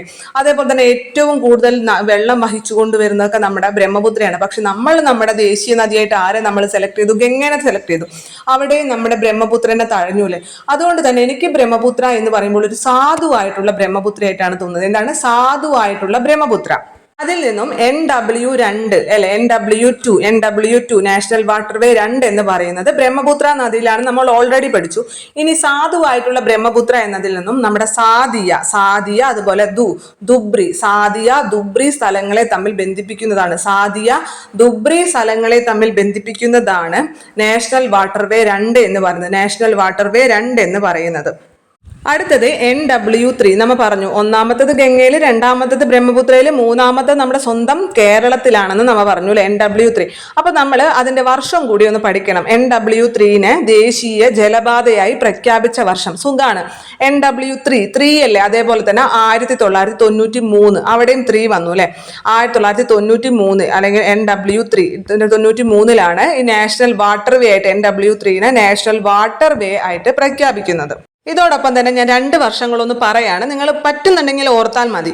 ഒന്നാമത്തത് ഉൾനാടൻ ജല അതോറിറ്റി രൂപം കൊള്ളുന്നത്. ഉൾനാടൻ ജല അതോറിറ്റി. അപ്പോൾ ഉൾനാടൻ ജല അതോറിറ്റി എന്ന് പറയുമ്പോൾ ഏറ്റവും കൂടുതൽ അത് എന്തിനെയായിരിക്കും ആശ്രയിക്കുന്നത്? നമ്മുടെ നദികളെ ആയിരിക്കില്ലേ. ഉൾനാടൻ കായലുകളെക്കാളും കൂടുതലും ഈ ഉൾനാടൻ ജലഗതാഗതം ഏറ്റവും കൂടുതൽ ആശ്രയിക്കുന്നത് നദികളെ ആയിരിക്കും അല്ലെ, നദികളെ ആയിരിക്കും. അപ്പൊ അതുകൊണ്ട് തന്നെ നദി എന്ന് പറഞ്ഞാൽ നമ്മൾ അതിന്റെ പര്യായം ആറ് എന്നില്ലേ, ആറ് എന്ന് പറഞ്ഞാലും നദിയാണ് അല്ലെ. അപ്പൊ 1986 ഉൾനാടൻ ജല അതോറിറ്റി രൂപം കൊള്ളുന്നത്. 1986 ആറ് എന്നുള്ളത്, ആറ് എന്ന് പറഞ്ഞാൽ നദിയാണ്. അപ്പൊ ആറ് നിങ്ങളുടെ മനസ്സിലുണ്ടെങ്കിൽ നിങ്ങൾക്ക് ഒരുവിധം കിട്ടും. 1986 ഉൾനാടൻ ജല അതോറിറ്റി രൂപം കൊള്ളുന്നത്. അതേപോലെ തന്നെ ദേശീയ ജലഗതാഗത നിയമം നിലവിൽ വരുന്നത് അല്ലെങ്കിൽ അതിന് രാഷ്ട്രപതിയുടെ അംഗീകാരം ലഭിച്ചത് ഏതെന്ന് ചോദിച്ചു കഴിഞ്ഞാൽ 2016 2016 അവിടെയും ഒരു 6 വരുന്നുണ്ട് അല്ലെ. അപ്പൊ ഈ നദികളും ഇങ്ങനത്തെ കാര്യങ്ങളൊക്കെ ഒരു 6മായി ബന്ധപ്പെട്ടാണെന്ന് നിങ്ങൾ ജസ്റ്റ് ഒന്ന് ഓർത്തു വെക്കുക. അപ്പൊ നമ്മൾ ആദ്യം പറഞ്ഞത് ഉൾനാടൻ ജല അതോറിറ്റി രൂപം കൊള്ളുന്നത് 1986 എന്നാൽ ദേശീയ ജലഗതാഗത നിയമത്തിന് രാഷ്ട്രപതിയുടെ അംഗീകാരം ലഭിക്കുന്നത് 2016 അവിടെയും 6 ഉണ്ട്. 2016 ഒന്ന് ജസ്റ്റ് ഒന്ന് നിങ്ങളൊന്ന് ഓർത്ത് വെക്കുക. പഠിക്കാൻ പറ്റുമെങ്കിൽ മതി, അത്ര ഇമ്പോർട്ടൻ്റ് അല്ല, എങ്കിലും ഒന്ന് ഓർത്ത് വെക്കുക നല്ലതാണ്. പക്ഷേ NW3നെ ദേശീയ ജലപാതയായി പ്രഖ്യാപിച്ച വർഷം നിർബന്ധമായും പഠിച്ചിരിക്കണം. 1993 NW3 അവിടെ 3 വരുന്നുണ്ട്, ഇവിടെയും 3 വരുന്നുണ്ട്. 1993 നമ്മുടെ ദേശീയ ജലപാതയായിട്ട് NW3നെ പ്രഖ്യാപിക്കുന്നത്. ഇനി NW3 ഏതൊക്കെ സ്ഥലങ്ങളെയാണ് തമ്മിൽ ബന്ധിപ്പിക്കുന്നത്? അപ്പൊ നമ്മളൊക്കെ PSCക്ക് പഠിക്കുന്നവരാണല്ലേ. ഈ PSCക്ക് പഠിക്കുന്നവരിൽ ചിലവർക്ക് യൂണിഫോം ജോബിനോട് ഭയങ്കര ഇഷ്ടമുണ്ടായിരിക്കും. യൂണിഫോം ജോബിന് വേണ്ടി പ്രത്യേകിച്ച് പോലീസ് അല്ലെ, SI ഒക്കെ ആയി കിട്ടാൻ വേണ്ടി വളരെയധികം കഷ്ടപ്പെട്ട് പഠിക്കുന്നവർ നമ്മുടെ കൂട്ടത്തിലുണ്ടാവും. അപ്പൊ ഞാൻ അത് വെച്ചിട്ട് അങ്ങനെയുള്ളവർക്ക് ഓർക്കാൻ കുറച്ചും കൂടി എളുപ്പമായിരിക്കും. അങ്ങനെ വെച്ച് പറയാണ്. അതായത് ഞാൻ ഒരു കോട്ട് വാങ്ങിച്ചു കൊടുത്തപ്പോൾ എന്നെ കൊല്ലാൻ വന്നു. ഞാൻ ഒരു കോട്ട് വാങ്ങിച്ചു, PSC പഠിക്കുന്നതാണ്. അപ്പൊ ഞാൻ ഒരു കോട്ട് വാങ്ങിച്ചു കൊടുത്തപ്പോൾ എന്നെ കൊല്ലാൻ വന്നു. അവന് വേണ്ടത് എന്താണ്? പുതിയ കാക്കിയാണ്. അങ്ങനെ ജസ്റ്റ് ഒന്ന് ഓർത്ത് വെക്കുക. ഞാൻ എന്താണ് കോട്ട് വാങ്ങിച്ചു കൊടുത്തപ്പോൾ എന്നെ കൊല്ലാൻ വന്നു, അവന് വേണ്ടത് പുതിയ കാക്കിയാണ്. ഇങ്ങനെ ജസ്റ്റ് ഒന്ന് ഓർത്ത് വെക്കാൻ പറ്റുന്നത് നല്ലതായിരിക്കും. NW3 കണക്ട് ചെയ്യുന്നത്, ഞാൻ എന്താണ് വാങ്ങിച്ചു കൊടുത്തത്? കോട്ടാണ് വാങ്ങിച്ചു കൊടുത്തു അല്ലേ? അപ്പൊ എന്നെ കൊല്ലാൻ വന്നു. അപ്പൊ കോട്ടപ്പുറവും കൊല്ലവും തമ്മിൽ ബന്ധിപ്പിക്കുന്നതാണ് NW3 എന്ന് പറയുന്നത്. കോട്ടപ്പുറവും കൊല്ലവും തമ്മിൽ ബന്ധിപ്പിക്കുന്നതാണ് ഈ NW3. ഇതിന് പകരം ഈ കോട്ടപ്പുറത്തിന് പകരം ചിലപ്പോൾ കോഴിക്കോട് നിന്ന് തരും. ആദ്യം കോട്ടപ്പുറമായിരുന്നു, ഇപ്പൊ കോഴിക്കോട് വരെ അത് നീട്ടിയിട്ടുണ്ട്. അതുകൊണ്ട് ചിലപ്പോൾ കോഴിക്കോട് നിന്നും തരാം. അപ്പൊ നിങ്ങൾ ജസ്റ്റ് പഠിച്ചു വെക്കുക, കോട്ടപ്പുറം ടു എവിടം വരെയാണ്? കൊല്ലം വരെയാണ് NW3 എന്ന് പറഞ്ഞത്. ഇനി കോഴിക്കോട് നിന്ന് വന്നാലും കിട്ടണം. പിന്നെ എന്താണ് നമ്മൾ പറഞ്ഞത്? അവന് വേണ്ടത് എന്താണ്? പുതിയ കാക്കിയാണ് അല്ലെ? പുതിയ കാക്കിയാണ്. അപ്പൊ NW4 കണക്ട് ചെയ്യുന്നത് പുതുച്ചേരിയെയും കാക്കിനടേനെയും തമ്മിലാണ് NW4 കണക്ട് ചെയ്യുന്നത്. അപ്പൊ NW1 എന്ന് പറയുമ്പോൾ ആഹാ ഗംഗ. അപ്പൊ ഗംഗാ നദിയിലാണ് അലഹാബാദിനെയും ഹാൽഡിയെയും തമ്മിലാണ് ബന്ധിപ്പിക്കുന്നത്. NW2 എന്ന് പറയുമ്പോൾ ബ്രഹ്മപുത്രയാണ്, സാധുവായിട്ടുള്ള ബ്രഹ്മപുത്രയാണ്. അതുകൊണ്ട് തന്നെ സാദിയ ദുബ്രി. NW3 എന്ന് പറയുമ്പോൾ നമ്മുടെ കേരളത്തിലാണ്. കേരളത്തിൽ ഇപ്പോൾ PSC ആണല്ലേ തരംഗം. അതിൽ തന്നെ യൂണിഫോം ജോബിനാണ് എല്ലാവരും കൂടുതൽ ഇഷ്ടപ്പെടുന്നതെന്ന് ഓർത്തു വെച്ച് കഴിഞ്ഞാൽ എന്താണ്? കാക്കി അല്ലെ? നമ്മൾ കോട്ട് വാങ്ങിച്ചു കൊടുത്തപ്പോൾ കൊല്ലാൻ വന്നു, അവന് വേണ്ടത് പുതിയ കാക്കിയാണ്. കോട്ട് വാങ്ങിച്ചു കൊടുത്തപ്പോൾ കൊല്ലാൻ വന്നു, അവന് വേണ്ടത് എന്താണ്? പുതിയ കാക്കിയാണ്. അതിൽ നിന്നും കോട്ടപ്പുറം മുതൽ കൊല്ലം വരെ അല്ലെങ്കിൽ കോഴിക്കോട് മുതൽ കൊല്ലം വരെയാണ് NW3 എന്ന് പറയുന്നത്. NW4 എന്ന് പറഞ്ഞു കഴിഞ്ഞാൽ കാക്കിനട മുതൽ പുതുച്ചേരി അല്ലെ? പുതിയ കാക്കിയാണ് വേണ്ടത്. പുതുച്ചേരി മുതൽ കാക്കിനട വരെയാണ് NW4 എന്ന് പറയുന്നത്. ഇപ്പൊ നമ്മൾ 4 എണ്ണം പഠിച്ചു കഴിഞ്ഞില്ലേ? ഇനി നമ്മൾ പറയാൻ പോകുന്നത് കേരളത്തിലെയാണ്. കേരളത്തിൽ 5 എണ്ണം ഉണ്ട്. അതിൽ ഒരെണ്ണം നമ്മുടെ കേരളത്തിൽ നിന്ന് ആരംഭിക്കുന്നുവെങ്കിലും ഭൂരിഭാഗം തമിഴ്നാട്ടിൽ കൂടിയാണ് പോകുന്നത്. അത് NW13 ആണെന്നും AVM കനാൽ എന്ന് അറിയപ്പെടുന്നു എന്നൊക്കെ നമ്മൾ പറഞ്ഞു. ഇനി നമ്മൾ പഠിക്കാൻ പോകുന്നത് NH8 9 59 8 9 59 3 നമ്മൾ പഠിച്ചു, 13 നമ്മൾ പറഞ്ഞു. പിന്നെ ഉള്ളത് 8 9 59 8 9 59. ഈ 8ഉം 9ഉം ആലപ്പുഴയാണ്. കാരണം കേരളത്തിൽ ഏറ്റവും കൂടുതൽ ജലഗതാഗതം ആശ്രയിക്കുന്ന ജില്ല ഏതെന്ന് ചോദിച്ചു കഴിഞ്ഞാൽ ആലപ്പുഴയാണ്. നമുക്കറിയാലോ ആലപ്പുഴയിൽ അല്ലേ? ആലപ്പുഴയിൽ ഒരുപാട് കായലുകളും തോടുകളൊക്കെ സ്ഥിതി ചെയ്യുന്നതാണ് ആലപ്പുഴ. നമ്മുടെ ആലപ്പുഴ എന്ന് കേൾക്കുമ്പോൾ തന്നെ നമുക്ക് ഒരു കായലും ഒരു വഞ്ചിയും ഒക്കെയാണ് നമ്മുടെ മനസ്സിലേക്ക് വരിക. അതുകൊണ്ട് തന്നെ ജലഗതാഗതത്തെ ഏറ്റവും കൂടുതൽ ആശ്രയിക്കുന്ന ജില്ല ആലപ്പുഴയാണ്. അപ്പൊ NW8ഉം 9ഉം ആലപ്പുഴയാണ്. ഒന്നാമത്തത് ആലപ്പുഴേനെ ചങ്ങനാശ്ശേരിയുമായി കണക്ട് ചെയ്യുന്നതും രണ്ടാമത്തത് ആലപ്പുഴേനെ കോട്ടയുമായി കണക്ട് ചെയ്യുന്നതാണ്. അപ്പൊ NW8 എന്ന് എഴുതുമ്പോൾ ഒരു ചങ്ങലയുടെ ഒരു ഷേപ്പ് വരുന്നില്ലേ? ചങ്ങലയുടെ കണ്ണികൾ എങ്ങനെയാണ്? 8 പോലെയല്ലേ? അപ്പൊ NW8 എന്ന് പറഞ്ഞു കഴിഞ്ഞാൽ ആലപ്പുഴേനെയും ചങ്ങനാശ്ശേരിയെയും NW8 ഒരു ചങ്ങലയുടെ ഷേപ്പാണ് അല്ലെ? അപ്പൊ ആലപ്പുഴയെയും ചങ്ങനാശ്ശേരിയെയും തമ്മിൽ ബന്ധിപ്പിക്കുന്നതാണ് NW8 എന്ന് പറയുന്നത്. NW9 എന്ന് പറഞ്ഞു കഴിഞ്ഞാൽ ആലപ്പുഴയെയും കോട്ടയത്തെയും തമ്മിൽ ബന്ധിപ്പിക്കുന്നതാണ്. NW9 എന്ന് പറയുന്നത്. അടുത്തത് NW59 NW59 എന്ന് പറഞ്ഞു കഴിഞ്ഞാൽ കോട്ടയം ടു വൈക്കം, കോട്ടയത്തെയും വൈക്കത്തെയും തമ്മിൽ കണക്ട് ചെയ്യുന്നതാണ് NW59. അപ്പൊ കേരളത്തിലെ ദേശീയ ജലപാതകൾ ഏതൊക്കെയാണ്? ഒന്നാമത്തത് NW3 എന്ന് പറയുമ്പോൾ കൊല്ലം ടു കോഴിക്കോട് എന്നും തരാം, ചിലപ്പോൾ കൊല്ലം ടു കോട്ടപ്പുറം എന്നും തരാം. കോഴിക്കോടും തരാനാണ് കൂടുതൽ ചാൻസ്. രണ്ടാമത്തത് പറഞ്ഞത് NW8 എന്ന് പറഞ്ഞാൽ ആലപ്പുഴയെയും ചങ്ങനാശ്ശേരിയെയും തമ്മിൽ കണക്ട് ചെയ്യുന്നു. NW9 എന്ന് പറയുമ്പോൾ അവിടെയും ആലപ്പുഴ തന്നെയാണ്. ആലപ്പുഴയെയും കോട്ടയത്തെയും തമ്മിലാണ് NW9 കണക്ട് ചെയ്യുന്നത്. NW59 കോട്ടയത്തെയും വൈക്കത്തെയും തമ്മിൽ ബന്ധിപ്പിക്കുന്നതാണ് NW59 എന്ന് പറയുന്നത്. അപ്പൊ ഇത്രയാണ് ജലഗതാഗതത്തിൽ നിന്ന് ഏറ്റവും കൂടുതൽ പഠിച്ചു വെക്കാനുള്ളത്. അതോടൊപ്പം തന്നെ NW5ഉം 6ഉം കൂടി നിങ്ങളൊന്ന് നോക്കി വെക്കുക. NW5ഉം 6ഉം. NW5 എന്ന് പറയുന്നത് കേരളത്തിലല്ല, അത് നമ്മുടെ ഒഡീഷ പശ്ചിമ ബംഗാളാണ്. അത് താൽച്ചർ ടു പാരാദ്വീപ്, താൽച്ചറിനെയും പാരാദ്വീപിനെയും തമ്മിൽ ബന്ധിപ്പിക്കുന്നതാണ്.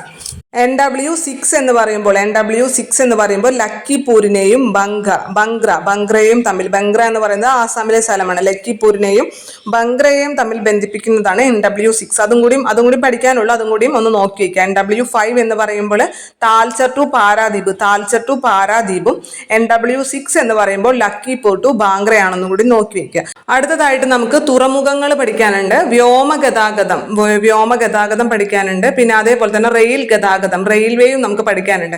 അപ്പോൾ ഇതൊക്കെ നമുക്ക് അത്യാവശ്യം പഠിക്കാനുള്ള ടോപ്പിക്കുകളാണ്. തുറമുഖം എന്ന് പറയുമ്പോൾ ഇന്ത്യയിലെ ഏറ്റവും പ്രധാനപ്പെട്ട മേജർ തുറമുഖങ്ങളെല്ലാം തന്നെ പഠിക്കണം. അതെല്ലാം നമുക്ക് സിമ്പിളായിട്ട് കോഡിലൂടെ പഠിക്കാൻ പറ്റുന്ന കാര്യമേ ഉള്ളൂ.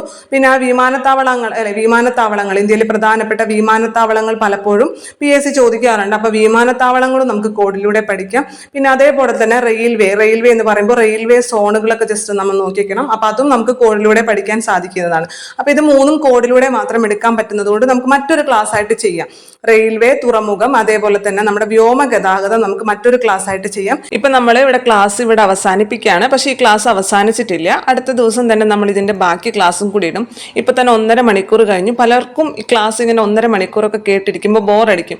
പക്ഷെ എത്രത്തോളം എക്സ്പ്ലെയിൻ ചെയ്യേണ്ട എന്ന് വിചാരിച്ചു കഴിഞ്ഞാലും ഇതെല്ലാം വളരെ ഇമ്പോർട്ടൻ്റ് ആയിട്ടുള്ള ടോപ്പിക്കുകളാണ്. ഗതാഗതമാണെന്നുണ്ടെങ്കിലും അതുപോലെ ഇന്ത്യയുടെ കൃഷി, വ്യവസായം, ഈ കാര്യങ്ങളെല്ലാം തന്നെ വളരെ ഇമ്പോർട്ടൻ്റ് ആണ്. ഭൂസ്ഥിര ഉപഗ്രഹങ്ങളാണെങ്കിലും സൗരസ്ഥിര ഉപഗ്രഹങ്ങളാണെങ്കിലൊക്കെ സ്ഥിരം PSC ചോദിക്കാറുള്ള ഭാഗങ്ങളാണ്. അപ്പോൾ നമ്മൾ എത്ര എക്സ്പ്ലെയിൻ ചെയ്യേണ്ട, വളരെ ഷോർട്ടായി പറയാമെന്ന് വിചാരിച്ചു കഴിഞ്ഞാലും അത് ഇമ്പോർട്ടൻ്റ് ആയതുകൊണ്ട് കൂടുതൽ കാര്യങ്ങൾ പറഞ്ഞു പോകും. എങ്കിലും നിങ്ങൾക്ക് ഇതെല്ലാം ഉപകാരപ്പെട്ടു എന്ന് തന്നെ വിശ്വസിക്കുകയാണ്. അടുത്ത ക്ലാസ്സിൽ നമ്മൾ ഇതിൻ്റെ ബാക്കി ടേബിളുകളും കൂടി എക്സ്പ്ലെയിൻ ചെയ്യും. അപ്പോൾ ഇങ്ങനെ ക്ലാസ് മതിയോ, അല്ല ഇങ്ങനെ വേണ്ട, വെറുതെ ജസ്റ്റ് ആ ടേബിളുകളെല്ലാം പറഞ്ഞു പോയാൽ മതിയോ, നിങ്ങൾക്ക് ഇതൊക്കെ ഞാൻ പറയുന്നതൊക്കെ ക്ലിയർ ആകുന്നുണ്ടോ തുടങ്ങിയ കാര്യങ്ങളെല്ലാം തന്നെ നിങ്ങൾ കമൻറ്റ് ചെയ്യണം. നിങ്ങളുടെ കമൻറ്റിൽ കൂടിയാണ് നിങ്ങളുടെ അഭിപ്രായങ്ങളെല്ലാം എനിക്ക് മനസ്സിലാകുന്നത്. അതേപോലെ തന്നെ ഏതൊക്കെ ടോപ്പിക്കാണ് നിങ്ങൾക്ക് ആവശ്യമുള്ളത് എന്നുള്ള കാര്യങ്ങളൊക്കെ കമൻറ്റ് ചെയ്യുക. ഇന്ന് നിങ്ങൾക്ക് എൻ്റെ വീഡിയോ ഇഷ്ടപ്പെട്ടു, അത് ഉപകാരപ്പെട്ടു എന്നുള്ള വിശ്വാസത്തോടു കൂടി തന്നെ നിർത്തുന്നു. നന്ദി.